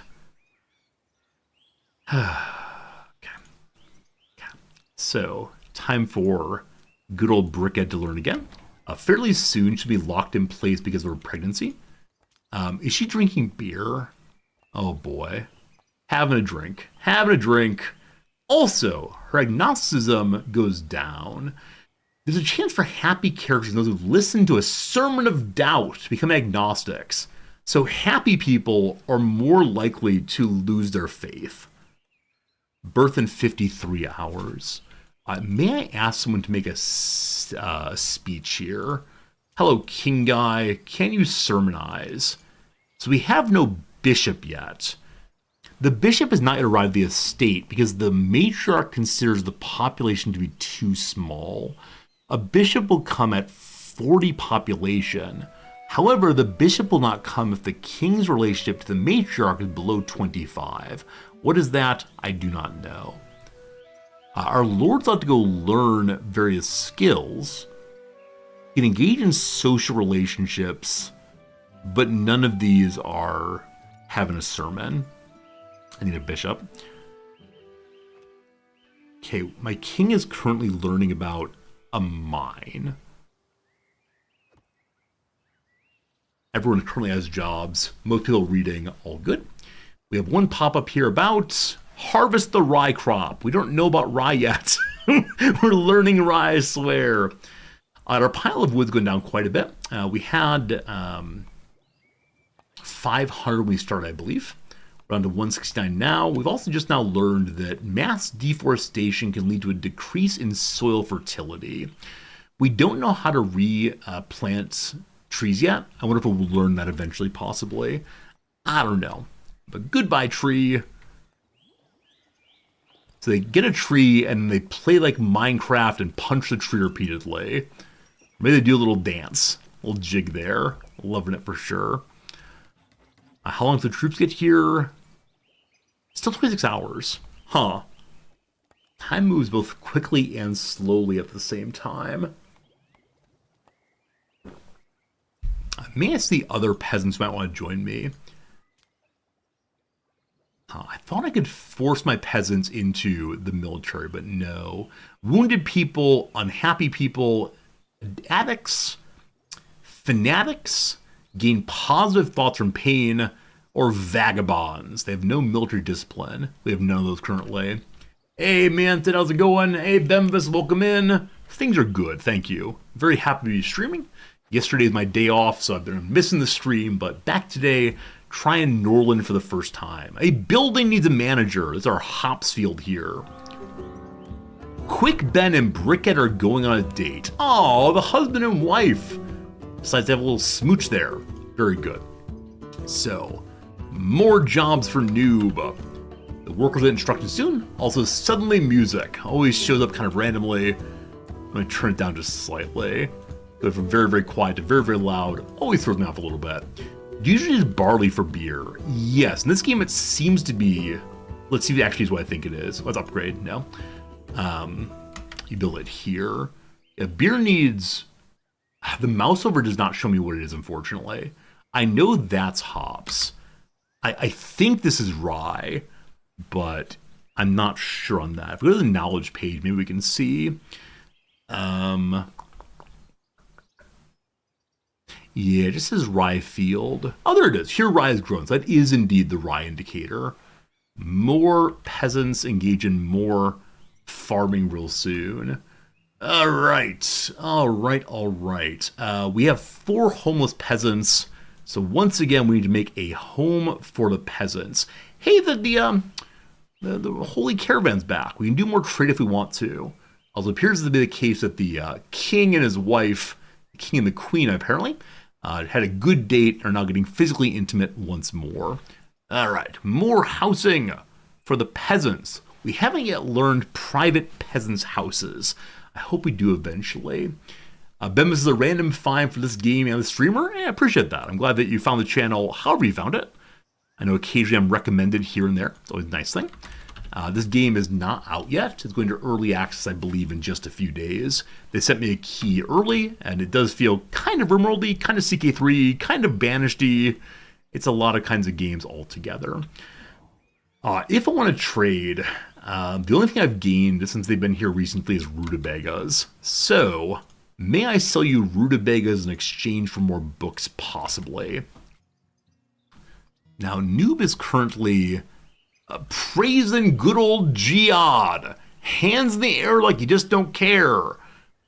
He's presenting a coronation. So this is the coronation. Noob, the elder brother of Quick Ben, is praising the king, raising the roof. Everyone's talking about things. Don't you all know to be quiet while your king is here? The coronation done. The king walks off to have a beer. Has the coronation made you happy? Does not care. Does not care even a little bit. Uh-oh. So my troops aren't here yet. I no longer see the call for assistance from the people over here. Oh, it's here actually. So we see the squad of Artella is going to attack Greenspire. Markward from Dragonhorn is being stronger. Squad Artella is from where? Attacking Whitestone. They're going to attack a village of Greenspire. What that does, I have no idea so far. We can see she does have 5 archers, 2 axemen, and herself. So these people may not be attacking Greenspire proper? I'm not sure. I still want to send them troops to help out, but not yet. What's this?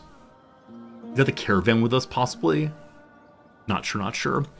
So much to learn in this game. I feel like a very complex game, which is not a review, it's merely a statement. Everyone's done with their boozing. I can ask Noob to go ahead and have his trade, please. Did the right click go away? And when you left click, he's supposed to do it immediately. Maybe finishes his current job and then goes. We're doing someone else to trade. Let's see. I was going to sleep, can't move. So Noob, I believe, just drank so much he cannot move anymore. Is that true? Effective alcohol. His sleep up to 0, so maybe he fell asleep right there. He was supposed to go to sleep on his own, but maybe the coronation threw that off. I know that the trader will leave at midnight. That's 17 minutes from right now. So, may I force someone into wakefulness? A Noob moved a little bit. Just trade. A peasant is carrying the Lord to bed. Quick Ben, can you go instead? Trade out to this. Quick Ben's a very bad trader, but may I wake him up? He's going to trade, going to sleep. The trader left, right? So because of the coronation, unfortunately, it was not possible for us to trade today. They'll be back after a while, and then they'll buy my many rutabagas. Today we spent 357 money. Most of it's invested in the economy. What investment means, I do not know. I do know, though, tomorrow we'll have a dormitory, so these filthy peasants will stop sleeping on my floor. Love it. Comments for your reviews will cost me? No, just when I accepted the key from the developers, or publisher rather. Hooded Horse, we love them. The rules said I can play the game, I can show it off, but no reviews until after it's released. Which is one of these lines it's hard to follow. I know it's the case that Like if you make a review YouTube video, like here is my review of Norland, I give it 8 out of 14 or whatever. That's obviously a review. But passing comments of the sort like, oh, I really like this or oh, I dislike that, I don't think a reviewee, but I'm not exactly sure. Not exactly sure where the line is. So I try to act in good faith. I try to just, not say like my review is, and hope the devs are cool with me because Hooded Horse is one of my favorite developers. They've really made some interesting games published in the past year or two. I've really enjoyed their stuff.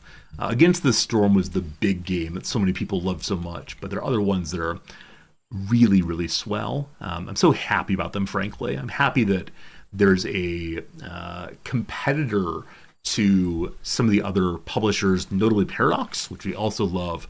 And we'll see how it goes. It's a nice game, not a review. Exactly. I'm enjoying myself, not a review. Managed to make a pop-up, like a banner on top that nothing I say is a review. Please treat all claims of review as if they were a fictional character. Actual feedback is worth more to good developers. Yeah, so there is a channel on their Discord where I'm allowed to put any feedback I want to. They just don't want strong reviews, probably because it would affect the sales, right? Especially if you say like, I don't like this game and you shouldn't play it. I'm not really saying that. That might discourage people from checking out themselves. So that's how it goes. I mean, even commenting here. So I don't know if the devs are watching. We love the devs. We love the devs very much. And I think they do come by occasionally, but they've never actually outed themselves. So that's okay. Foreign trade. Trading with neighbors has limitations. You can only trade with neighbors on the map by signing contracts. Right, that will increase our relationships with them. I forgot about that. Trade. There she is. No trading currently. We can see on the world map what people want to buy.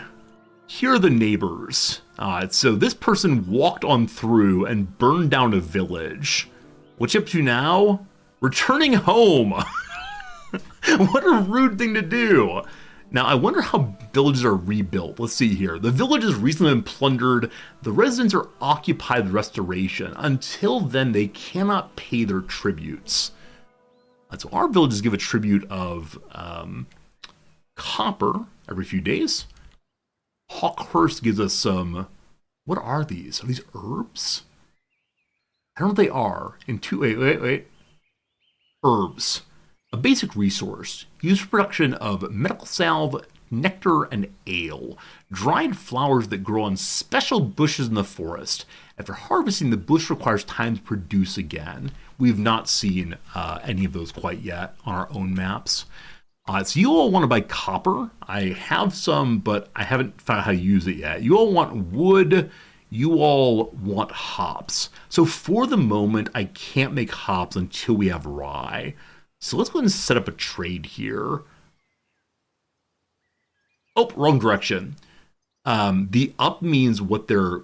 Wait. Yes, the up means what they're selling. The down means what they're buying. So they want flour. I have quite a bit of flour. These people want tools. These people want beer. These people want weapons.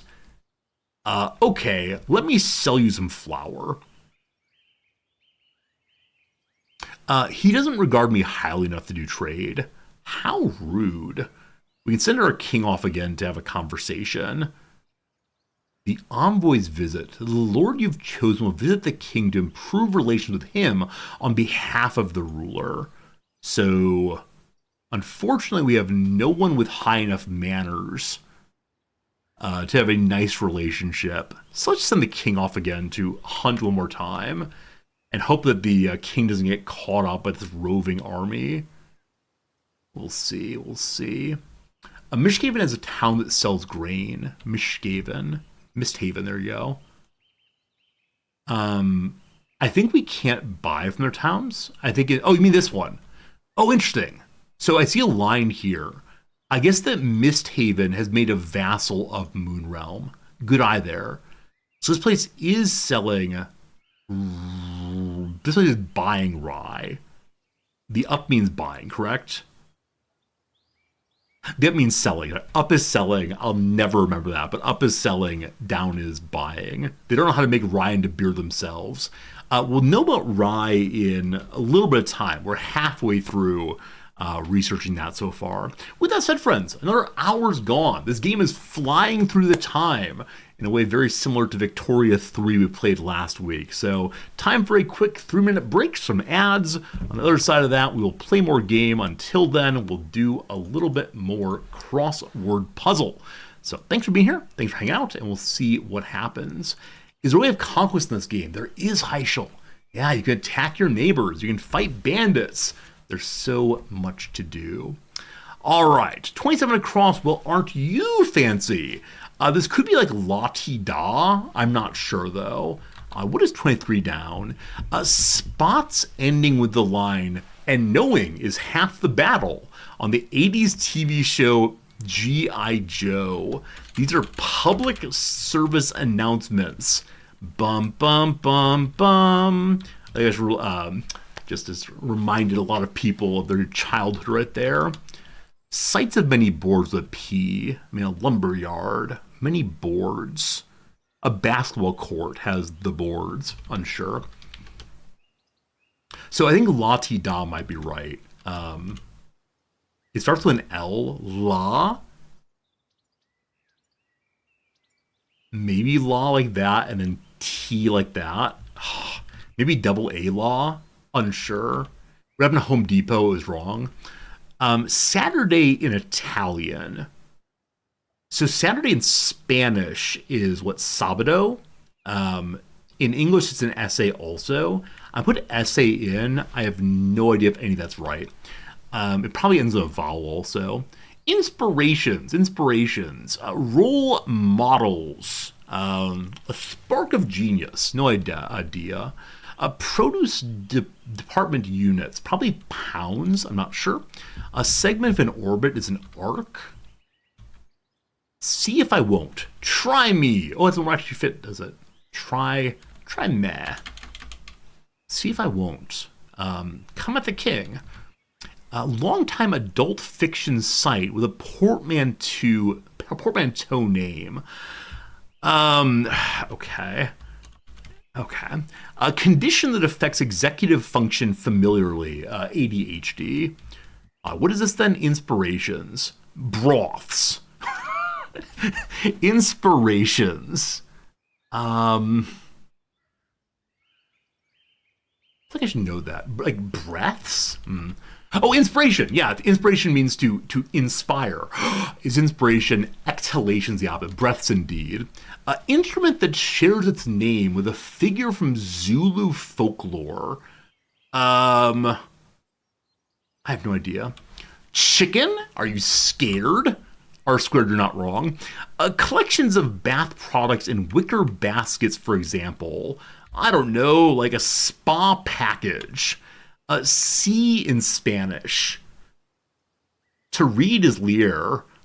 C, is it ver, I believe? Maybe. See if I won't.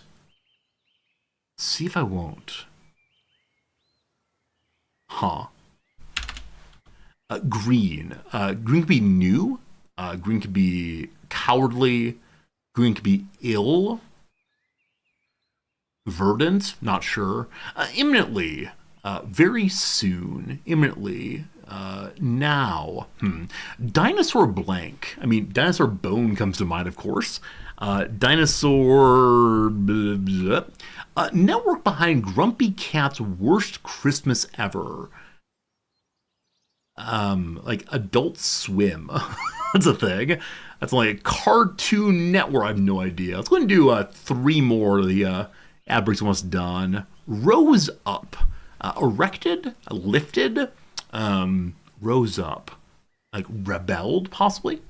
A number on a card. All right. Sorry, non-Americans. This is your social security number. A publication that ran from 1951 to 2021 and printed more than 200 million copies per year at its peak. I want to say the Yellow Pages. If you don't know the Yellow Pages, it's this giant book of all the phone numbers in the entire county or city, and they threw it. They threw it on the porch. 200 million copies, says God's like that. I'm pretty sure Literotica is correct. And it wouldn't be a Y there. I was going to finish the acrosses, then back to the game.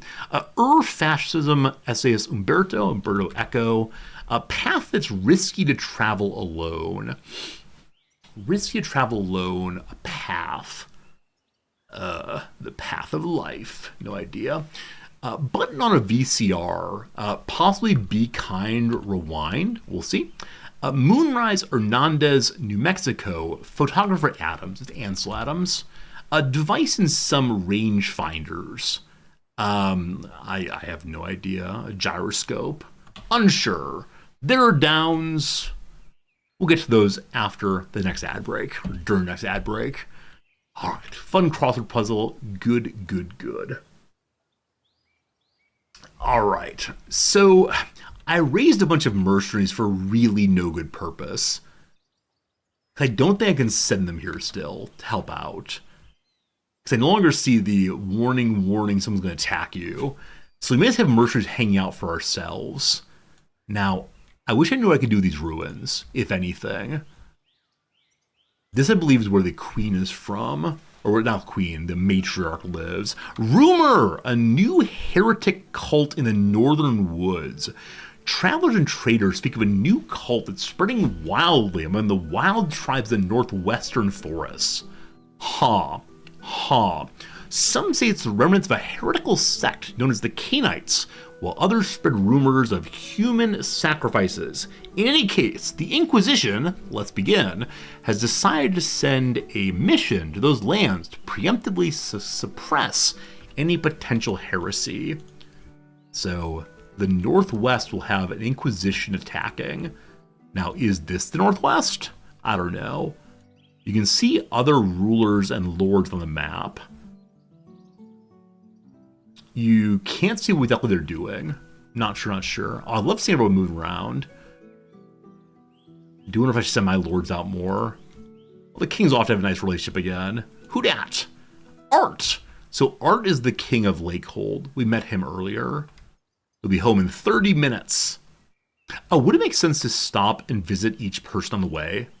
May I change your duty on the way? You have to wait till the king is home. Invite the alliance. Oh, alliances would be cool. We need to have 3 alliances to make the king happy. That king is now home. So, let's hunt here first. Change his direction. Quick, Ben, fail the task. Don't you worry, boss.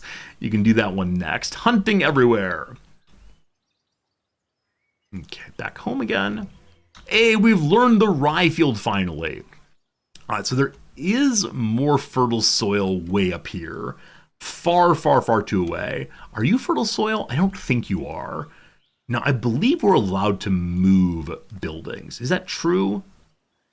I think you can only move buildings proper with this button here.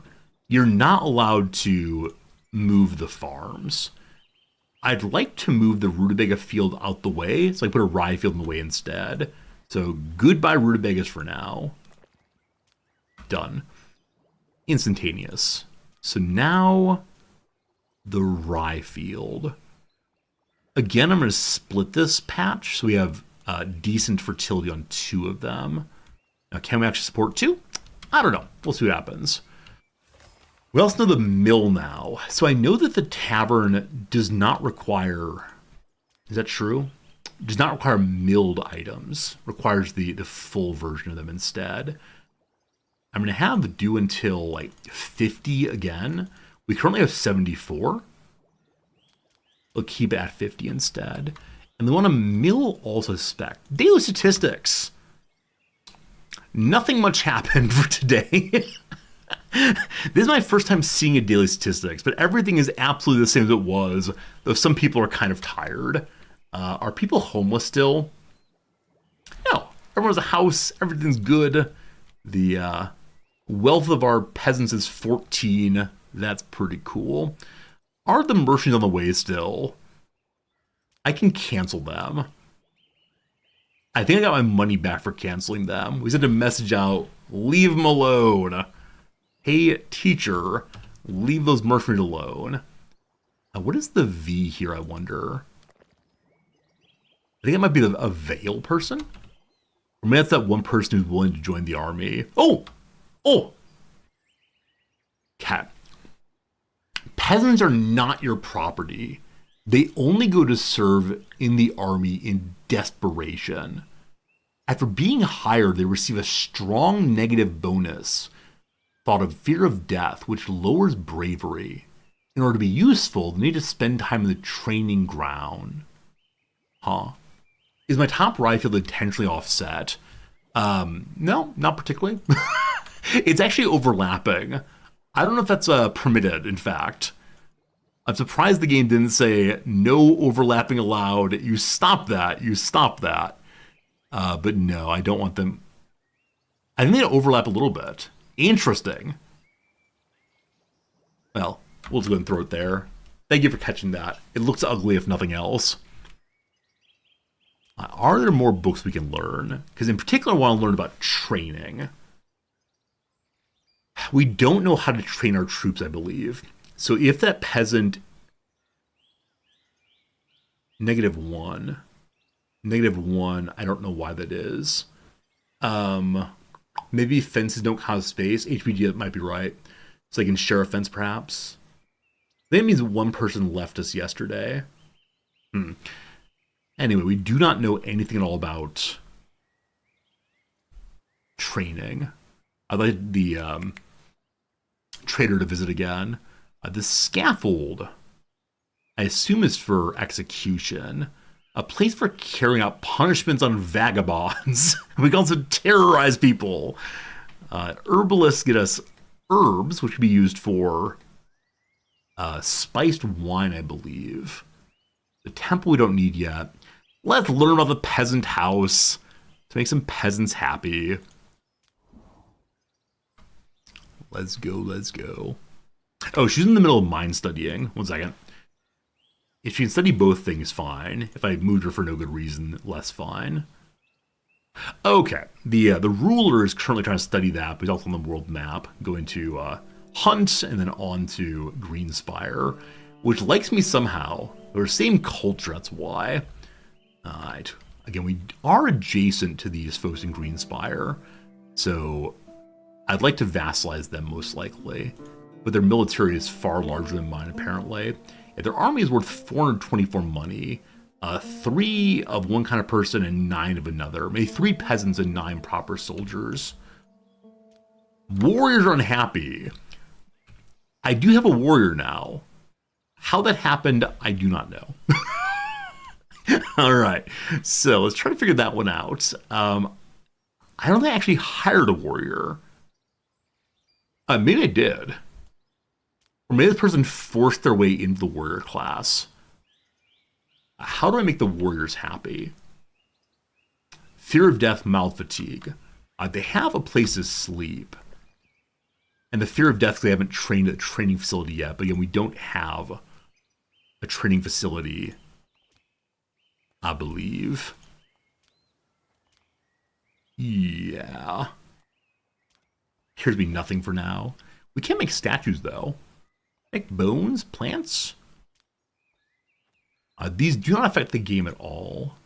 Statues, intimidation, just looks interesting if you want to. Alright, let's put a plant in place. A little bit of rye outside the brewer's location. Oh, that looks nice. And the auto place. That's lovely. We'll probably add more decorations eventually.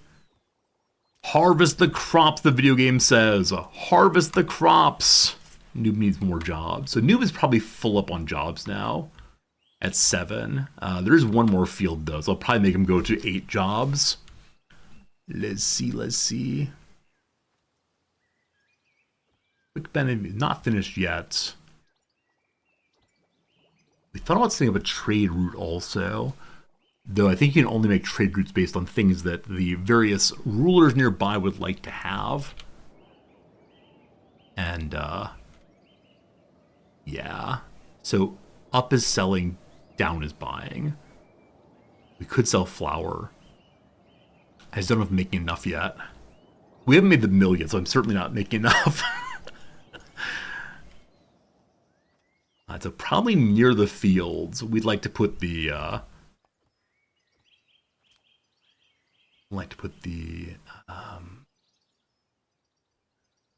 mill. There we go. Sorry, lost my mind briefly. I had a brief moment of, oh no, I need to teach today. What am I teaching? And then I remembered it's a holiday, so no teaching needed. Quick Ben finished hunting. Hey! The people are still -1 to him. That's okay. Quick Ben on to Varn. We have a good relationship. Let's make it even better. More hunting. So far... Yeah, so far the hunting has succeeded. We've been told it's possible to have characters get injured while hunting. We'll see how that works at some point. Back to town. So we finally have insufficient wood to build anything, and 2 migrants have joined us. Suddenly music. So the migrants are not unhomed. There's still enough housing spots in these places. Yep, 4 more people can live there before we have problems. I wonder if I should move the lumber mill back more. Definitely is getting farther away from the trees as the trees are chopped down. Brick Ed's unable to move. Oh, it's pregnancy time. It's pregnancy time. So in 24 hours, one day, we will have a 4th character. Also, the trader's back with a lord named Tarona who would like to join us. Tarona has very high command, so good for military. But questionable other skills. Now, if I knew I was going to fight somewhere, it'd be absolutely wonderful, but I'm not quite sure right now. Okay, so they're arriving at 2014. Do they leave at midnight of the day they arrive? I'm not sure. So Noob is going to trade. Awesome. We need to learn about training. Book of fertilizing, rutabagas, flavorful ale, or bow proficiency. So we did not get the book I need for training. I wonder if this is one way in which the game ensures a different playthrough every time. If you cannot get certain kinds of books that you need to continue building. Now, if I have no training, it means I can't actually make my peasants able to fight somewhat better. They're still afraid of death, unfortunately. We could buy peasants, one of whom is already a warrior. Combat skill of 5. I don't know. We hired a former warrior before, and I believe it's the peasant who has joined the warrior class, but she's still afraid of death. Sure, warrior peasants are grand. Now the other books, fertilizing fields will now take 10 wood instead of 20 wood, or 20 instead of 40. That seems like it might be useful. Rutabaga fields grow faster, ale is more better, or we can use bows. Lords and warriors are twice as skilled in bows regardless of skill. That's quite a bit of money. Let's just buy the 2 for right now. And then as usual, immediately free the new prisoner. Hello, my friend. You're being freed at once. Good. Good. And hopefully become a fine fighter. Again, with the free lord, like I said, if they become friend with the king, then they potentially stay long term. But lustful, reckless, and a Caden person. So we know that Noob wants a partner. This is the first female we've seen.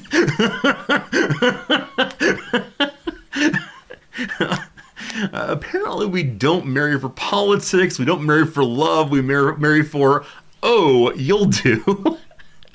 Is it possible to romance the neighbors?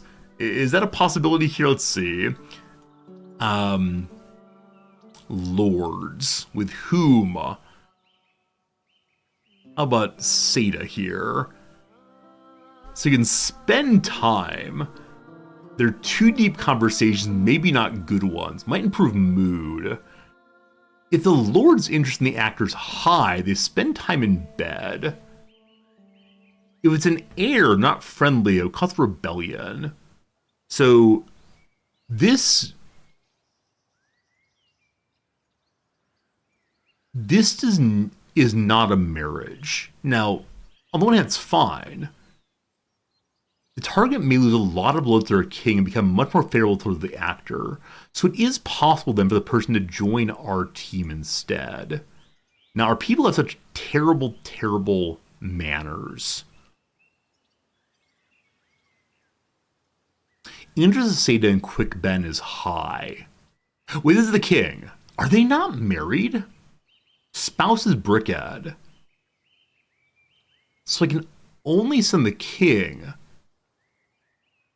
So Seda here is interested in being seduced by a king, but that seems less than good. Yeah, everybody wants to be seduced by a king. No.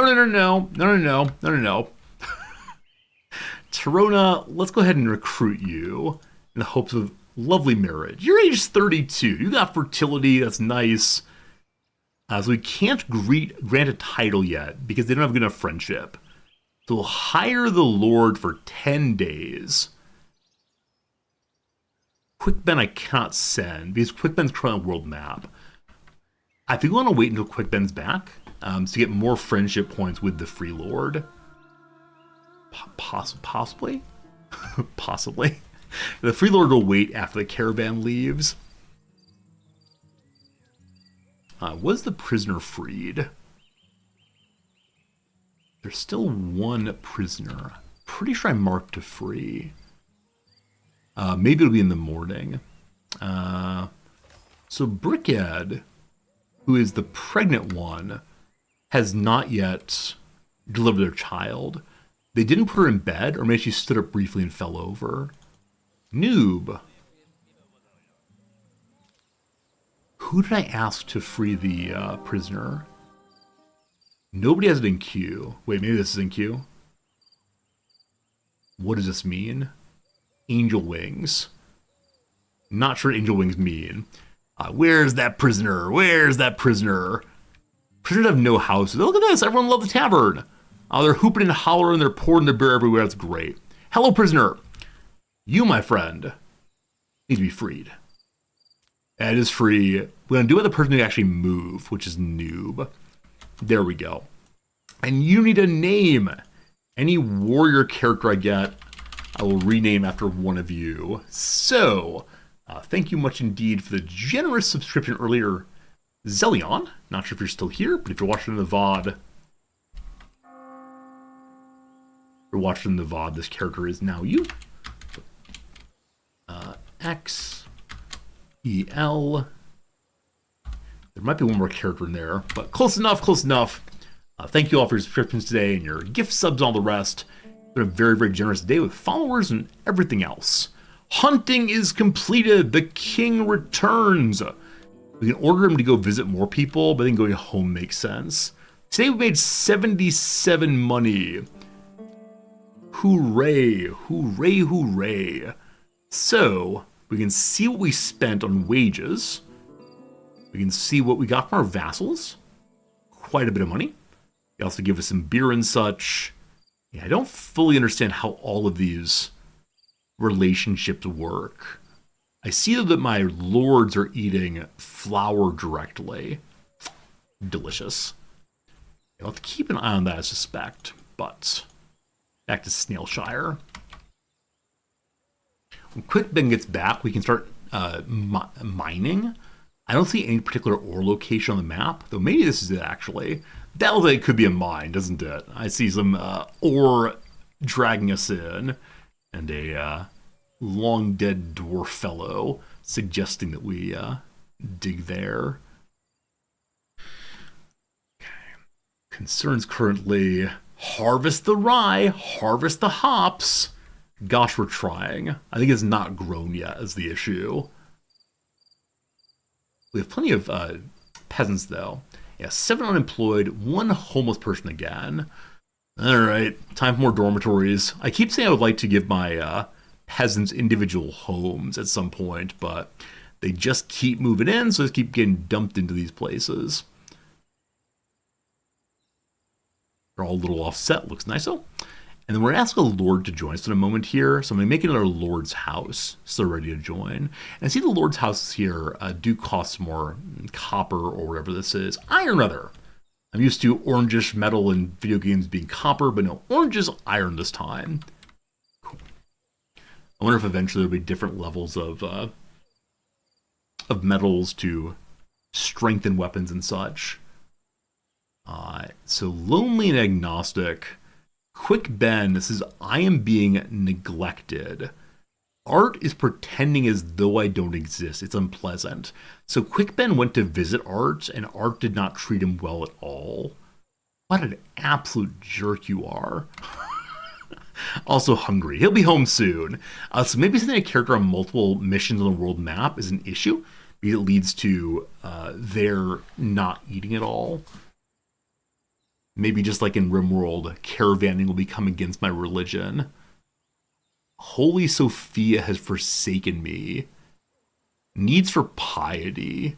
So because Brickhead is stuck in bed, pregnant, she can't go and pray at our little altar there. So in her last moments of producing a child, 16 hours to go, she's beginning to doubt the Lord. Yep.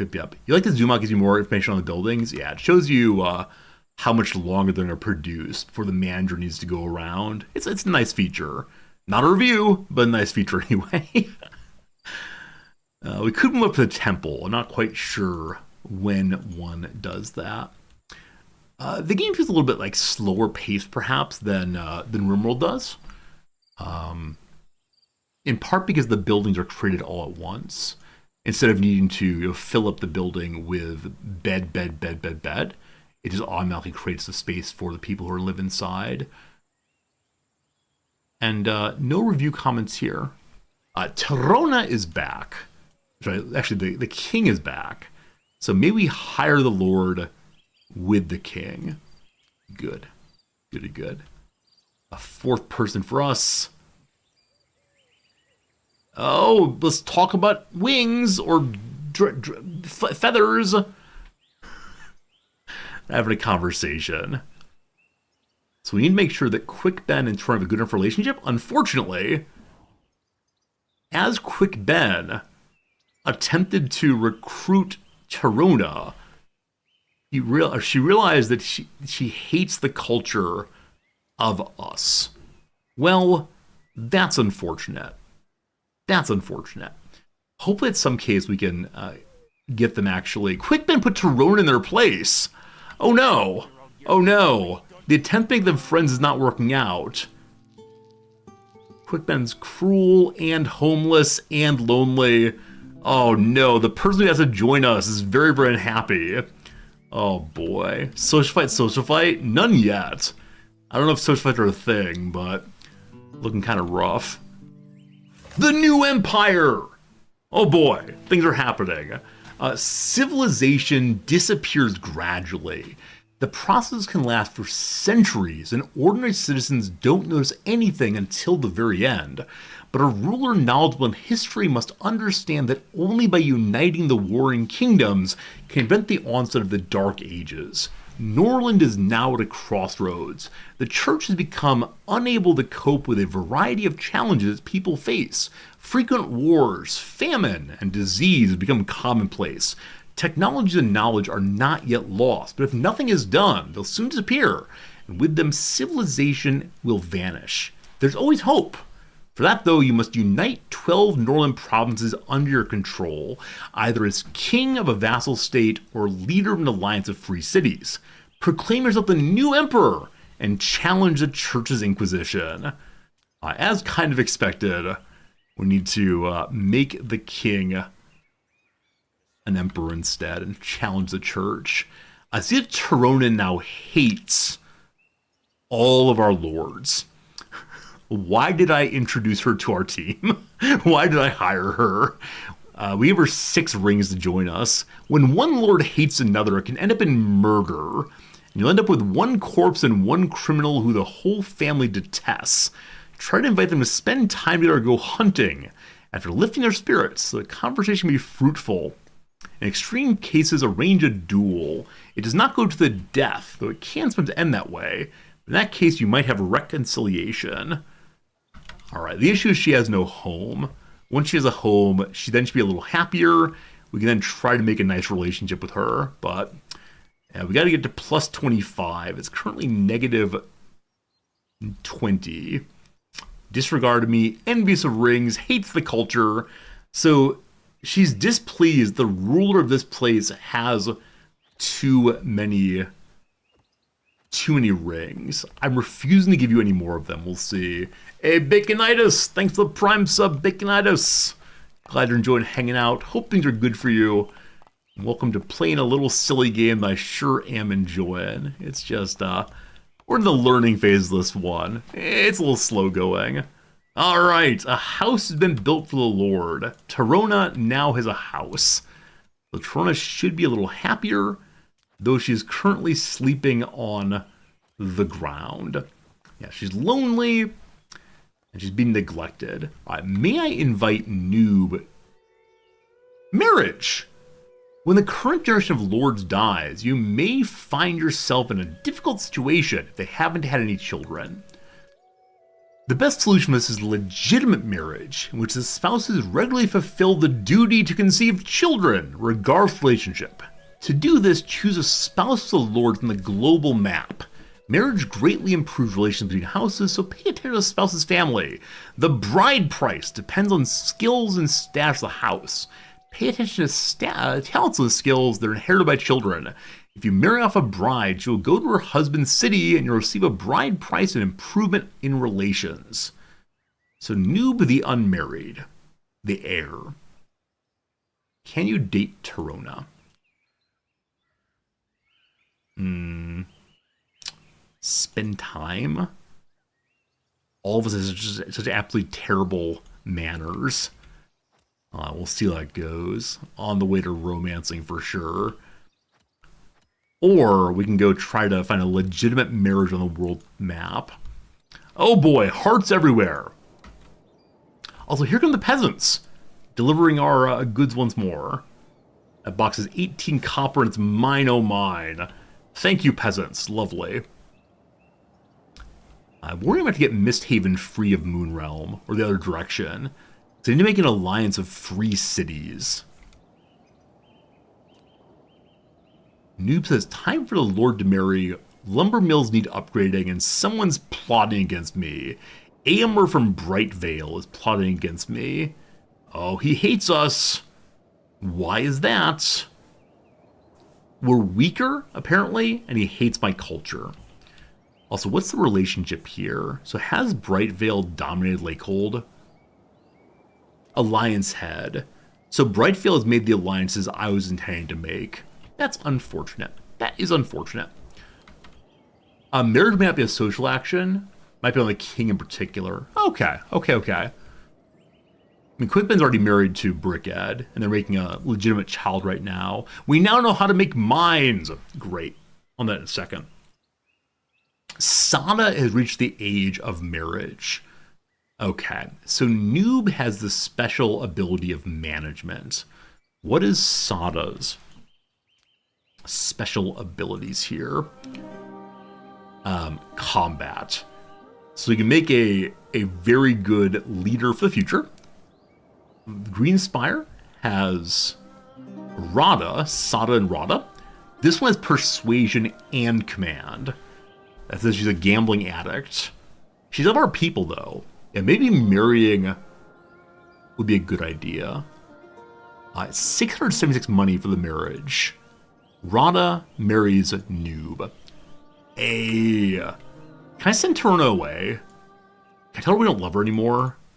I wasted my time with you. Reward, threaten, educate, social. Nope, she's just stuck with us for a while. Some building needs a manager. What building did I make that needs a manager?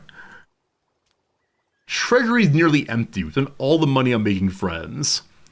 No good.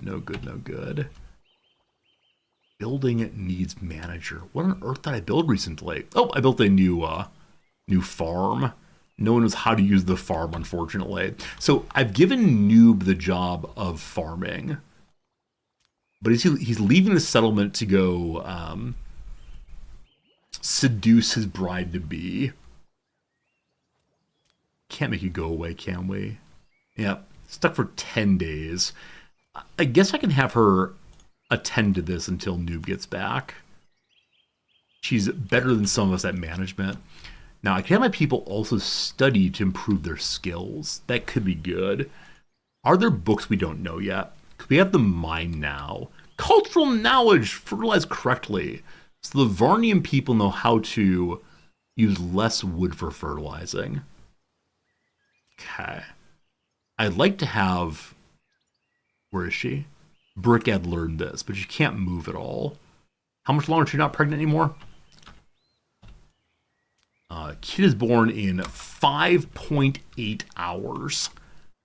Can't wait to see our first kid. Okay, lots of complaints. There's rivalry among the lords. Yeah, bringing Toronto is a huge issue.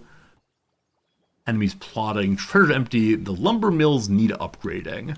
So why is that, I wonder? Initial job slot. Production increases. So I thought we need more wood. And I spent absolutely all my wood on making more houses for the peasants as always. Not even finished. It's mostly built but needs 2 more wood. So like I said previously, I do wonder if I should have moved the lumber mill some. Like, what is the routine of the characters? Do they take the wood to the building and then from the building to the warehouse? Or do they go straight to the warehouse? What are you doing? I see the number of my peasants have extra money. The average wealth is 13. Many of the peasants are fatigued. I don't know how to change that. I can't tell them to work fewer hours, I believe. Speaking of fewer hours, we need the mine. That takes 50 wood. Alright, so wood starvation is the first thing we're learning in this game. Though again, upgrading means 2 people can work there. So after we get this building fixed, we'll then use the wood we have for an upgrade or 2 to get additional lumber people chopping. That should help us get more and more wood. Now, here's our one warrior. Her mood is 1. Repulsive moonshine, tasteless rutabaga, profoundly afraid of death. I'm a peasant, not a warrior. I'll be killed in battle. So it looks like even with no training, she will eventually lose this fear in about 2 days' time. It was probably 3 days initially, maybe even longer. I so wish I could make a training area for her to train in to get over that, but she just sits there awkwardly thinking of what it will be to be a warrior someday. I'm amazed that no one's putting Brickhead in bed. I think I can't order that, unfortunately. Nope. Bet I could ask the king to go spend time with her, but not sure. Is there a way to turn down the frequency of autosaves? 2 times per day.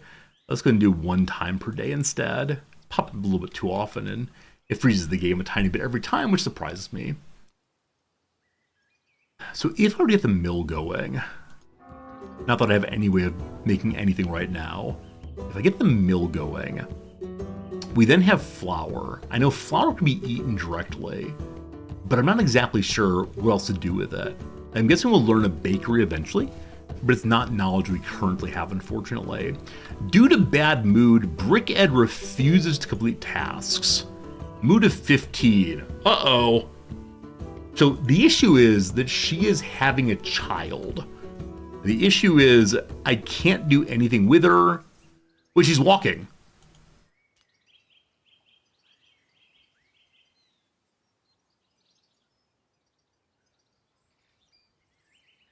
Oh no. Brickhead had a miscarriage. Oh, that's pretty bad. I was planning to say I'm going to leave for today when the child is born because my wife's home, it's a holiday. But this is such a sad ending to today's playthrough. Hey, Beba, look at how did the Mexican Empire end? We got to the end of the game. It was a fun time for sure. Victoria 3 was good. All right, friends. Well, No air yet. Surely tomorrow we'll get a new one. Surely today we had a wonderful time playing the tutorial and then getting our own base started. It is slow going, but a good time nonetheless. I thank you for hanging out with me as we're exploring this soon-to-be-released game. We will play it again tomorrow for sure, and maybe a couple more days beyond that at least, but you know, having a good time. Having a good time, and I hope you are too. So thanks again for the follows, the gift subs, the conversation, the lurking, the whatever on earth you did to hang out today. It means the world. We'll see you again tomorrow. It's only a day away. Goodbye, friends.